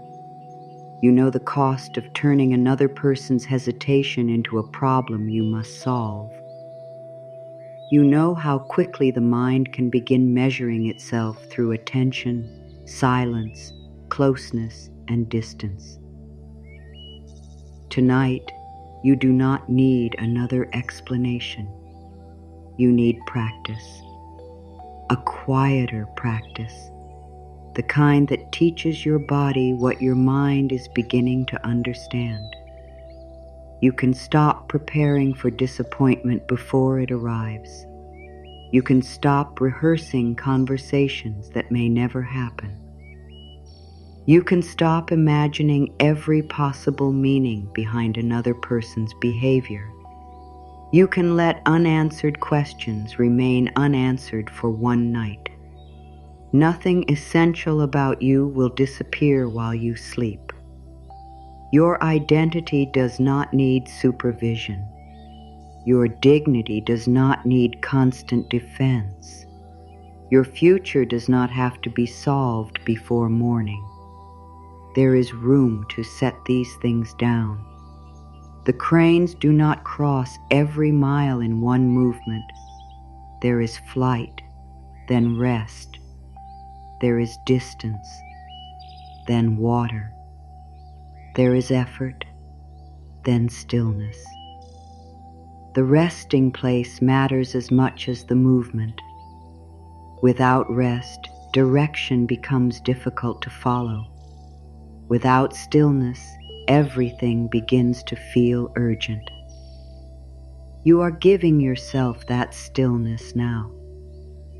Not because every question has been answered, because your heart deserves Mom. Hence, when it is not being questioned at all, you do not need to ask whether you were desirable.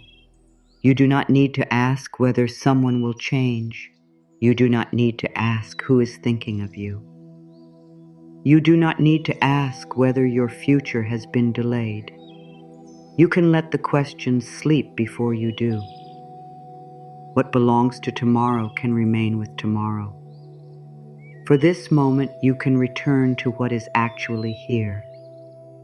Your breathing, the support beneath your body, the quiet around you, the simple fact that you are here. You have survived every evening that once seemed impossible to survive.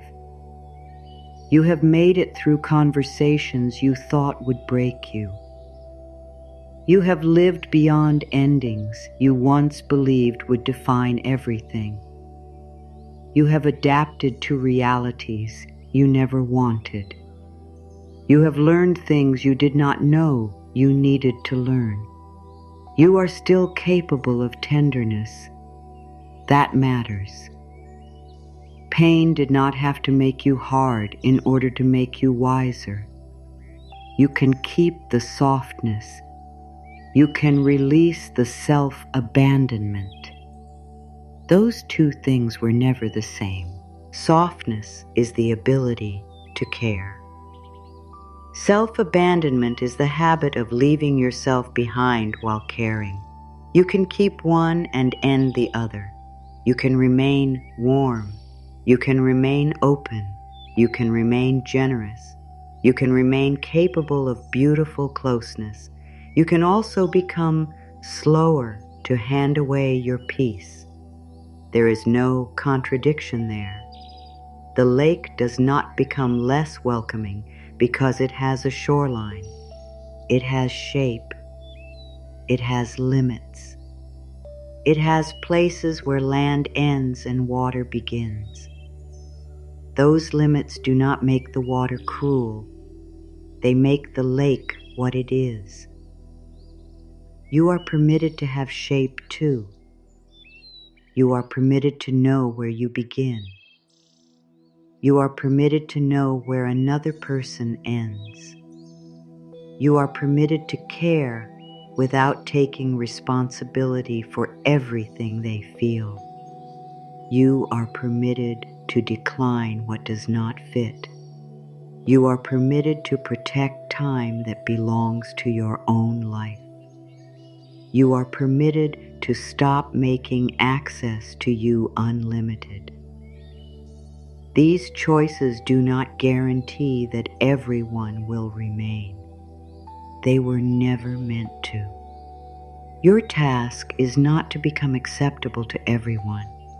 Your task is to become more faithful to the life you actually want to live. That life may include partnership. It may include deep companionship. It may include seasons of solitude. It may include unexpected forms of closeness. The future does not need to be narrowed to one face. There are more possibilities than fear can see. That is why you do not need to cling to one uncertain outcome as if nothing else exists. The sky is wider than one route. Still, the cranes carry a direction. Freedom and direction can exist together. You can remain open to life without becoming available for every pattern. You can say, I do not know exactly what comes next, and I know what I am no longer willing to repeat. That is a strong place to stand. It is not rigid. It is not bitter. It is clear. There may be someone in your life right now whose behavior still confuses you. There may be an old connection you still think about. There may be no one at all, only the memory of how you used to lose yourself whenever closeness appeared. Whatever your situation is, the practice remains the same. You do not have to predict. You observe. You do not have to persuade. You communicate. You do not have to overfunction. You participate. You do not have to become perfect. You remain honest. You do not have to promise that you will never feel anxious again. You can promise that anxiety will not make every decision for you. There will be moments when your hand reaches for the phone automatically. There will be evenings when silence feels louder than usual. There may be days when a memory lands heavily. There may be times when someone returns and old hope rises immediately. In those moments, you can slow down, not as punishment, not as a game. You can slow down because you deserve time to hear yourself. You do not owe instant access to anyone merely because they appeared. You do not owe an immediate answer because someone finally offered one. You can read, you can breathe, you can consider, you can decide. If something has truly changed, time will not destroy the truth of that change. If something is sincere, you do not need to rush to secure it. If someone respects you, they can tolerate your need to think. If something good is beginning, it can grow without you abandoning your judgment. This is how you remain beside yourself. And if nothing particular is happening in your outer life tonight, this practice is still valuable. Because the deepest pattern was never only about another person. It was about what you believed you had to do in order to feel chosen. Now you are learning another way. You can choose yourself before anyone else gives you evidence, not above others, not against others, beside yourself, with yourself, loyal to yourself. You can become someone you do not leave. Imagine the cranes after the long flight finally standing in the shallow water. The movement has ended for now. No need to search the whole horizon. No need to continue because movement has become familiar. Their feet are in the water. The body can stop. The wings can fold. This is the part you may have forgotten. You are permitted to arrive in a moment. You are permitted to stop seeking the next sign. You are permitted to experience 1 hour without evaluation. Tonight can be that hour. There is nothing you must earn before resting. Rest is not a reward for having everything resolved. It is part of how you become clear enough for wiser choices. A tired mind makes urgent stories. A rested mind can often see proportion again. By morning, the situation may be exactly the same. You can still be different inside it. That will do for tonight. Before the shorter words begin, hold one thought close. Someone else may be healing from the same habit of accepting too little while giving too much. If these words bring a person to mind, you can share them with someone healing their heart. No explanation is necessary. Then return here, back to your own quiet, back to the water, back to the part of you that is learning how to remain. You do not need to repeat every line perfectly. You do not need to force emotion. Some sentences may fit, some may not. Let what fits stay. Let what does not pass. I am learning to trust what feels steady. I am no longer measuring myself through another person's uncertainty. I am free to want closeness without abandoning myself. I can care deeply and still choose clearly. I am becoming comfortable with mutual effort. I do not have to prove that I deserve care. I can let actions tell me what words cannot. I am willing to believe myself sooner. I can pause before answering from fear. I can be warm without overextending. I am safe to speak honestly. I can survive an answer I did not hope for. I can survive not knowing tonight. I can let another person make their own choice. I can make mine too. I do not need to rescue every silence. I can leave space for truth. I can recognize consistency. I can welcome clear affection. I can accept kindness without suspicion. I can let good treatment feel normal. I can take my time. I can trust patterns. I can honor my needs. I can change direction. I can choose peace.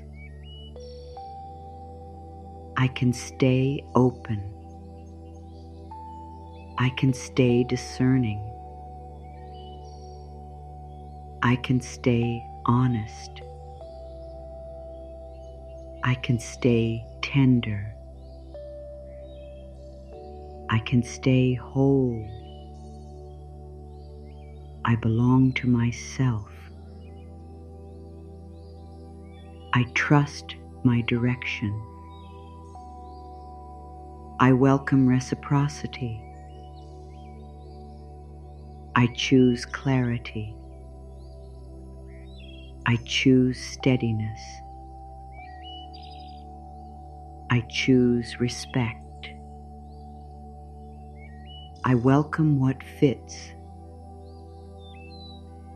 I release what strains. I remain myself. I am here. I am safe now. I can rest. I can soften. I can breathe. I can stow. I am held. I am home. Still here. Still whole. Still open. Still clear. Deeply settled. Quietly certain. At ease. At rest. Now let the sentences become even lighter. Nothing to memorize, nothing to perform, only one release at a time. Release the forehead. Release the small effort around the eyes. Release the jaw. Release the tongue from the roof of the mouth. Release the throat. Release the shoulders. Release the hands. Release the fingers. Release the chest from the need to prepare. Release the stomach from the need to predict. Release the back into the surface beneath you. Release the hips. Release the legs. Release the feet. Release the day. Release the conversations. Release the replies. Release the imagined replies. Release what was said. Release what was not said. Release the urge to interpret.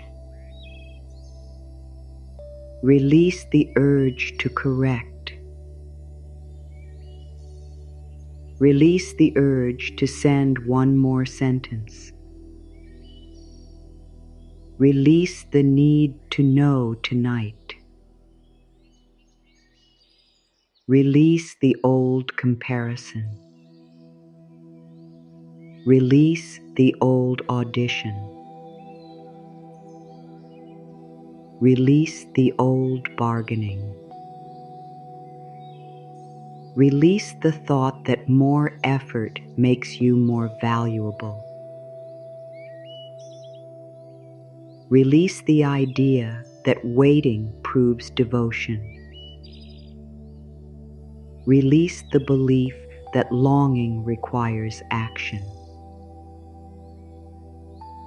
Release the fear that rest will make you lose what is meant for you. Release the need to keep watch. The lake does not keep watch over the entire sky. It takes in the night as it comes. Let your body do the same. The cranes are no longer crossing distance, for now they are standing where the water is calm. Their wings do not need to carry them. Their bodies know the difference between movement and rest. Your body can learn that difference too. No more reaching tonight.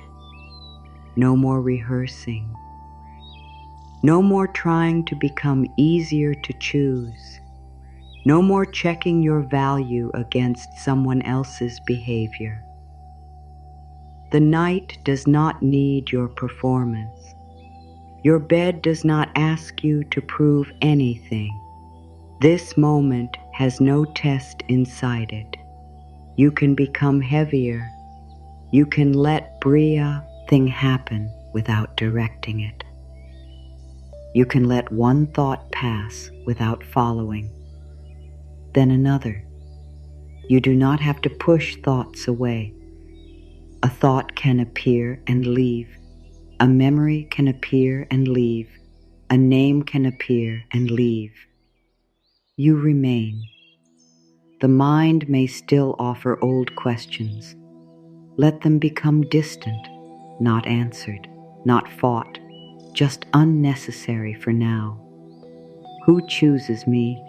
Not tonight. What happens next? Not tonight. Will it work? Not tonight. Why did they do that? Not tonight. Was I enough? Not tonight. The questions can wait beyond this hour. Your body has another job now. Rest. The jaw grows easier, the shoulders lower, the hands become quiet. The chest no longer needs to brace. The stomach no longer needs to hold tomorrow. The legs have nowhere to go. The feet have no distance to cross. The water is here. The sky can continue without you watching it. You are not missing your life by sleeping. You are part of your life while sleeping. Rest belongs to your future too. It helps you meet the next day with more of yourself available. You can trust that. You can stop carrying the whole route. Only this moment, only this breath, only this quiet. The heart does not need an answer before it can slow. The mind does not need certainty before it can become still. Your life does not need to be perfect before your body is permitted to rest. If emotion rises, it can rise. If sadness comes, it does not mean you have gone backward. If relief comes, you do not need to question it. If nothing particular comes, that is fine too. Sleep does not require a breakthrough.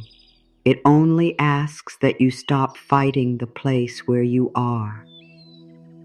Tonight, where you are, is enough for rest. No conclusion, no final decision, no forced forgiveness, no false optimism, only a softer hold on everything. The cranes reached the lake because direction remained inside them through distance. You do not need to reach any destination before morning. You are only remembering direction toward honesty, toward reciprocity, toward a life where your voice remains present, toward relationships that leave room for you to breathe, toward choices that do not require you to disappear, toward your own calm. And now even direction can rest. No flight, no searching, no proving. Only water, only quiet, only sleep coming closer at its own pace. The night does not need you to solve what daylight could not solve. You have carried plenty for one day. Enough questions, enough interpreting, enough reaching into the future. Let the future remain where it is. Your only work now is to stay close to yourself. The cranes are resting. The lake is quiet. Nothing is trying to persuade the water to remain. Nothing is asking the birds to prove they belong there. For this small stretch of darkness, arrival is all that matters. You can let that image become simple now, not a lesson, not something to analyze, only the feeling of no longer being lost in every direction. You have your own direction. You may forget it sometimes. You may become frightened. You may become attached. You may want reassurance. You may miss what was familiar. Still, there is something in you that can return again and again. A mistake does not erase it. A lonely night does not erase it. A disappointing answer does not erase it. Someone else's choice does not erase it.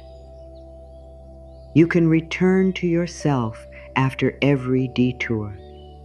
That is more dependable than perfection.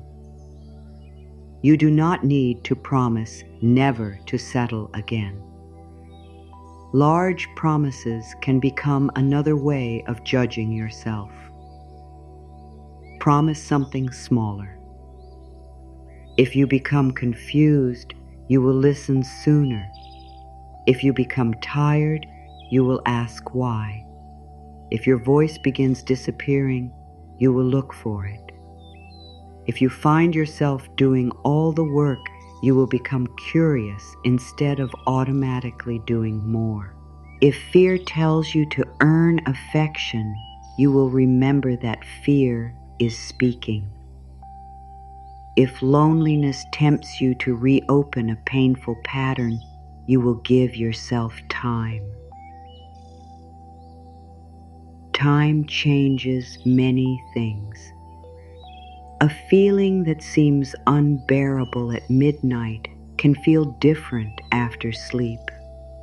An impulse can pass. A memory can soften. A decision can become clearer. You do not have to obey every urgent feeling immediately. You can let an emotion exist without turning it into action. This is part of becoming steady. You are not denying what you feel. You are giving feeling room to move without handing it the steering wheel. There may still be people you care about who cannot travel beside you. That can remain sad. You do not need to turn sadness into anger to move on. You do not need to make anyone wrong in order to keep walking. The cranes leave stretches of land behind without declaring war on the land. They continue because the route continues. Some parts of life can be left with the same dignity. Thank you for what was good. I understand what hurt. I accept what could not continue. I keep moving. No performance, no revenge, no need to be witnessed. Your movement can be private. Your healing can be private. Your new standards can become visible through what you choose rather than what you announce. People may not understand immediately. That is all right. Your inner life does not need unanimous approval. You are allowed to change the terms by which you participate. You are allowed to stop answering from panic. You are allowed to protect your evenings. You are allowed to wait for consistency. You are allowed to believe actions. You are allowed to enjoy interest without attaching your whole future to it. You are allowed to be hopeful without becoming desperate. You are allowed to be desired without becoming owned by that desire. You are allowed to desire someone without becoming owned by them. You are allowed to remain a full person. This is the ground beneath everything you have heard tonight. Not becoming impossible to hurt. Not becoming so independent that you need no one. Not becoming so guarded that no one can enter. Becoming harder to abandon from within. That is enough. You can still have a tender heart. A heart that lights up. A heart that misses. A heart that dreams. A heart that risks. A heart that sometimes gets things wrong. You do not need a stone heart to live wisely. You need companionship with yourself. Stay with yourself when attraction appears. Stay with yourself when affection deepens. Stay with yourself when uncertainty enters. Stay with yourself when something ends. Stay with yourself when something beautiful begins. Do not disappear simply because another person becomes important. Your life is still here. Your voice is still here. Your direction is still here. The lake does not stop being a lake because cranes arrive. The cranes do not stop being cranes because the water welcomes them. Healthy belonging does not erase either side. It creates room for both. Keep that truth. You do not have to become smaller for closeness.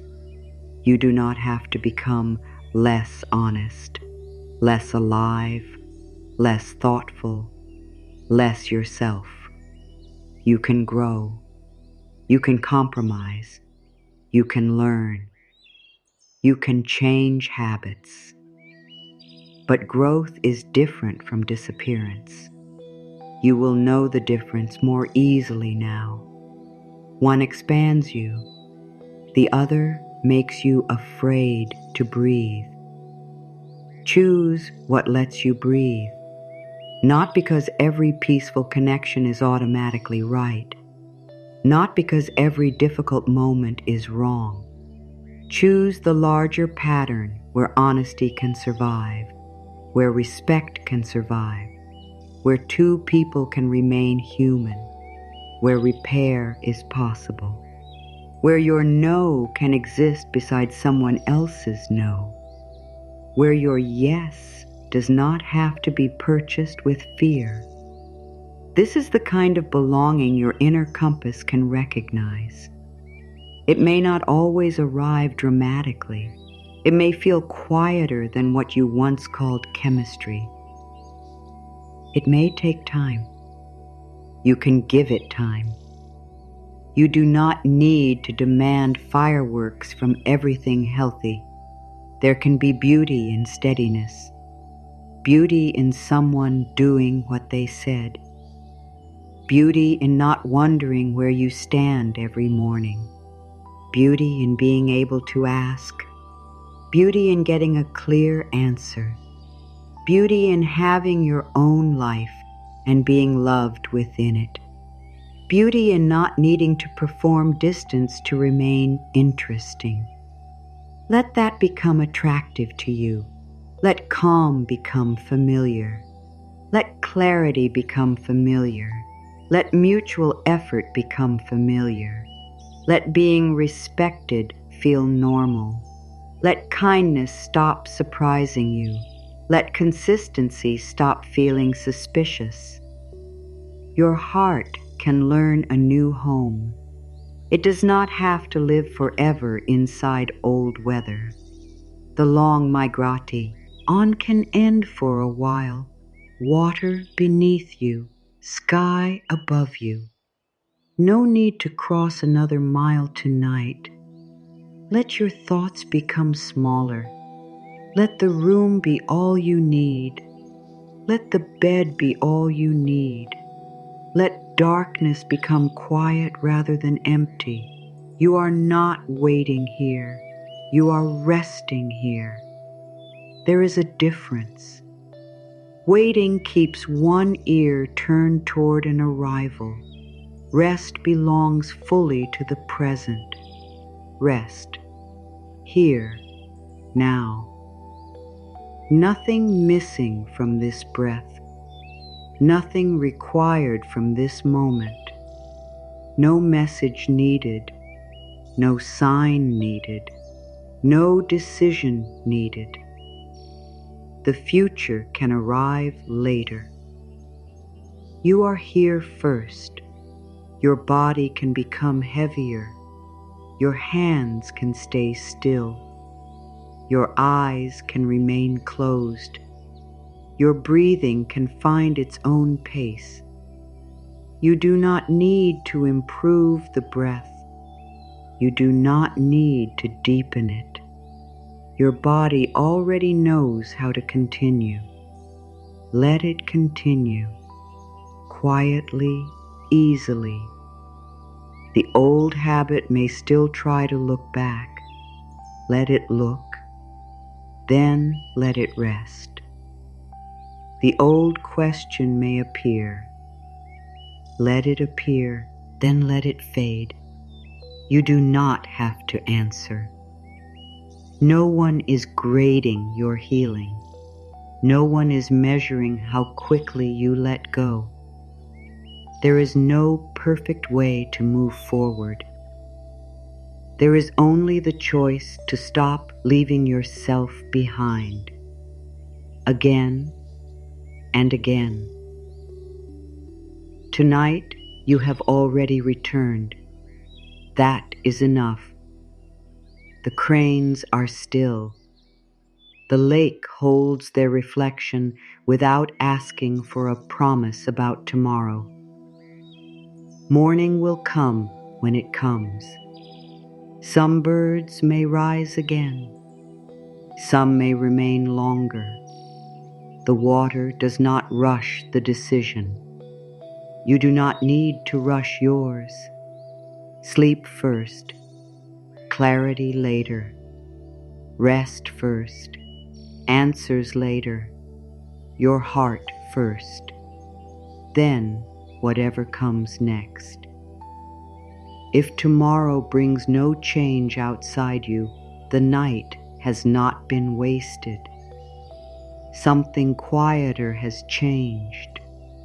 You have practiced staying. You have practiced not begging uncertainty to become certainty. You have practiced letting your value remain yours. You have practiced resting before everything is resolved. That practice matters. One day it becomes instinct. One day you recognize an old pattern sooner. One day you say no without rehearsing for 3 hours. One day care reaches you without your searching for the catch. One day someone is consistent and you do not mistake the absence of anxiety for the absence of feeling. One day you realize you have not checked the phone in hours. One day you realize your life has become larger again. These moments may arrive gradually. Let them. There is no race. There is only direction. And direction can be quiet. There is one more thing your heart can set down before the vow becomes quiet. You do not have to make calm into another achievement. You do not have to wake tomorrow and perform a perfectly changed life. The old reflex may still visit.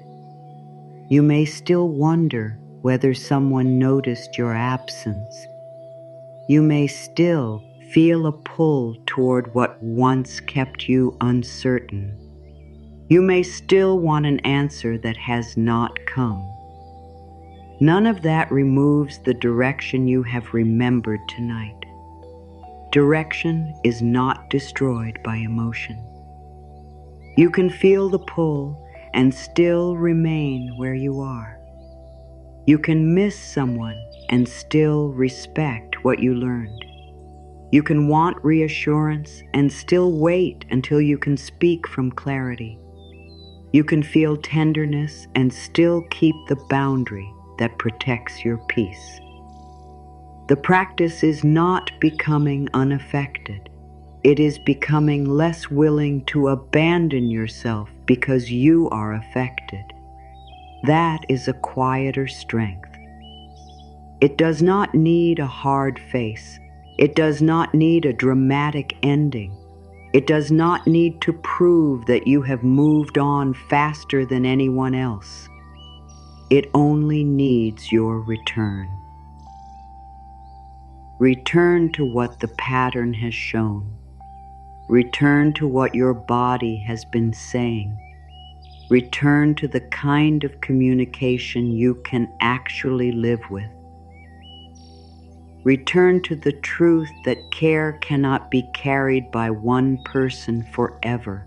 Return to the truth that a healthy bond leaves room for your whole life. You are not becoming difficult to reach. You are becoming easier to find by what can meet you honestly.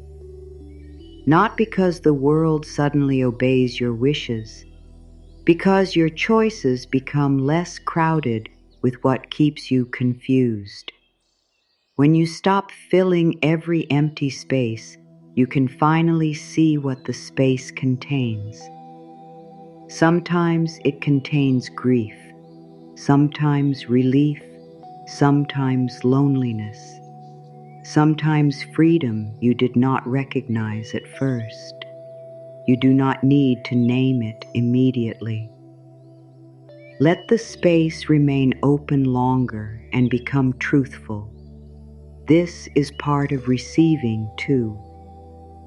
Receiving is not only welcoming what comes closer, it is taking in information, accepting reality, taking in the answer contained in repeated behavior, accepting your own discomfort without arguing with it, welcoming kindness without immediately asking what it will cost, accepting a clear no without turning it into a verdict on your life, welcoming a clear yes without rushing ahead of what has actually been built. Your hands can be open without grabbing. Your heart can be open without surrendering its judgment. You can welcome and still observe. You can enjoy and still take your time. You can be moved and still remain rooted. This balance may feel new. Let newness be new. You do not have to compare it with the intensity of old patterns. Old uncertainty may have trained you to associate emotional turbulence with importance. The waiting made every message feel larger. The distance made every return feel powerful. The inconsistency made brief closeness feel precious. A steadier connection may not create the same dramatic rise and fall. That does not make it empty. Peace can be full. Reliability can be intimate. A simple answer can be beautiful. A kept promise can be moving. One making room for your truth can matter more than someone creating 1,000 questions. Let your heart learn to recognize this quieter richness. Let the familiar alarm become less persuasive. You do not have to run toward what activates you most. You can become curious about what settles you without making you disappear. The lake does not need to be stormy to be real water. Its stillness does not make it lifeless. It holds depth without announcing depth every moment. You can begin wanting that kind of depth around you. Not dullness, not avoidance, not silence where communication is needed. A steadiness with room for feeling. A steadiness with room for disagreement. A steadiness that does not collapse the first time life becomes inconvenient. And you can practice offering that steadiness too. You can become someone who speaks instead of disappearing. Someone who says what changed. someone who does not punish another person for having a boundary, someone who can hear no without turning cruel, someone who can apologize without making the apology another demand for reassurance, someone who does not use affection as leverage, someone who leaves room for another person to remain fully themselves. This is how your inner work becomes relational. You do not only ask life to meet a higher standard, you become more capable of meeting others with honesty as well. That does not mean tolerating everything. It means bringing integrity to what you choose. If you stay, stay because you can participate honestly. If you leave, leave because the truth requires movement, not because you need someone to panic.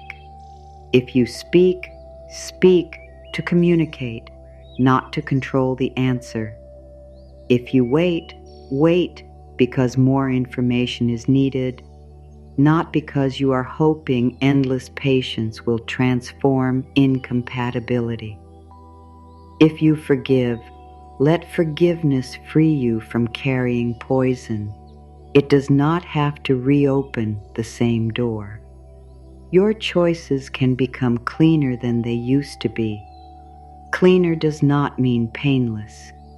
It means less hidden bargaining, less pretending, less trying to manipulate the ending, more truth, more room to breathe, more ability to accept what another person freely chooses. That acceptance may sometimes be the hardest part. You cannot choose for someone else. You cannot make readiness appear through devotion. You cannot love a person into a capacity they do not currently have. You cannot guarantee that someone who cares will know how to care for you well. You cannot guarantee permanence. No one can. What you can do is remain awake inside your own participation. You can stop calling uncertainty a promise. You can stop calling potential a commitment. You can stop calling self-neglect patience. You can stop calling fear intuition merely because it feels urgent. You can give yourself time to distinguish the voice's fear of 10 demands immediate movement. Inner clarity can tolerate a little space. Fear says everything will disappear unless you act now. Clarity remembers that what is real can survive one honest pause. Fear wants guarantees. Clarity asks for evidence. Fear tries to control another person's choice. Clarity returns attention to your own. You do not need to win the argument with fear. You can let fear speak without following every instruction. That is plenty of practice for one night. The sky does not ask the cranes to understand every wind before they rest. The lake does not ask them to plan the next 1,000 miles while standing in its water. Rest has its own wisdom. Your tired mind deserves that wisdom now. Let the next decision wait until you have slept if it can safely wait. Let tomorrow carry tomorrow's conversations. Let the unanswered message remain unanswered. Let the old memory remain a memory. Let the possibility remain a possibility. You do not need to turn anything into destiny before sleep. You only need to stop betraying the small truth already present. If it hurts, admit it. If it feels mutual, appreciate it. If it feels unclear, do not force clarity that has not been offered. If it feels safe, let yourself soften slowly. If it repeatedly costs your peace, become willing to choose differently. That is enough. No grand oath, no impossible promise, no demand that you become fearless by morning, only a more faithful relationship with your own direction. The water beneath the cranes does not ask whether they flew perfectly. They arrived through changing wind. They corrected as they moved. They rested when rest became possible. You can live this way too. Correct without condemning. Pause without panicking. Move without revenge. Stay without disappearing. Receive without grabbing. Release without hatred. And when you do not know, let not knowing be temporary rather than terrifying. You have survived uncertainty before. You can survive it without turning against yourself. You can let the unknown remain wide while your next choice remains small. One honest message, one respected boundary. One evening, return to yourself. One decision not to over-explain. One moment of accepting kindness. One night of refusing to measure your value through a screen.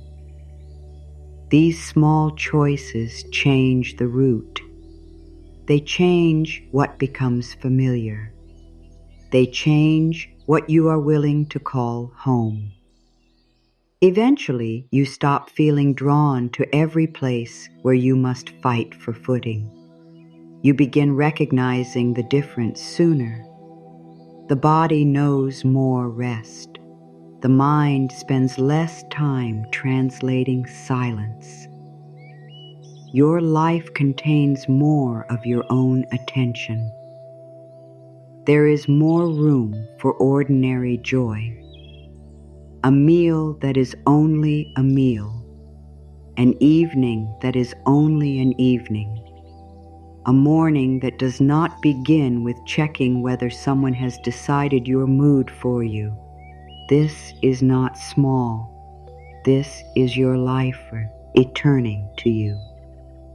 And when connection enters that life, it no longer has to carry the burden of becoming your entire identity. It can be shared experience, shared tenderness, shared laughter, shared difficulty, shared repair. Not a courtroom where your value is constantly decided. You deserve to participate from that steadier place. You deserve your own presence there. Tonight you are practicing it before anyone else is in the room. You are practicing staying beside yourself in quiet. No applause, no witness needed. Only you, learning that your own company does not have to feel like abandonment. The lake is still here. The cranes are still here. The night has not asked them to earn another inch of water. Let your mind stop earning too. Let your heart stop presenting evidence. Let your body stop preparing its defense. Nothing is on trial now. No verdict is coming before sleep. You may rest without knowing who will stay. You may rest without knowing what will change. You may rest without knowing when the next chapter begins. You may rest because you are alive now, and this moment belongs to you too. The route will be there when morning comes. Your direction will still be yours. For now, stay with the water. Stay with stillness. Stay with the simple fact that you no longer need to abandon yourself to keep hope alive. You already know the vow now. It does not need decoration. It belongs to the part of you that crossed a great inner distance and still remembered the water. I stay true to my inner direction. Let it settle. No force, no promise about another person, only your own action. I stay true to my inner direction. The words can become softer now, true to myself, true to peace, true to clarity, true to what fits. I stay. I listen. I choose.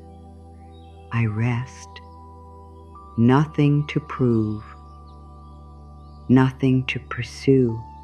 Nothing to repair tonight. Your wings can fold. Your mind can loosen. Your heart can stop standing guard.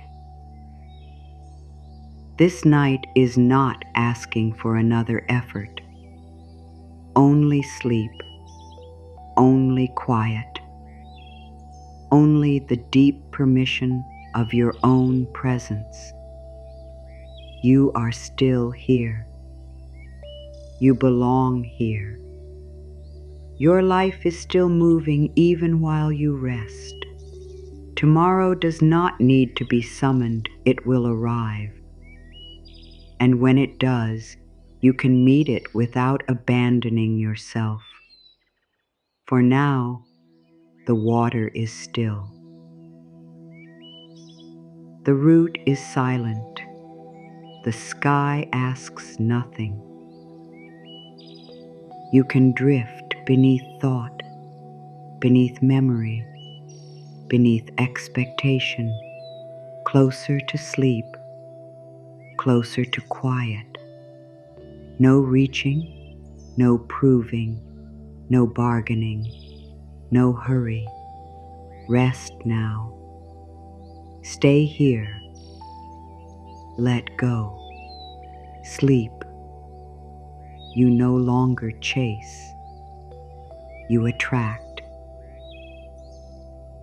What belongs with your peace can find you there.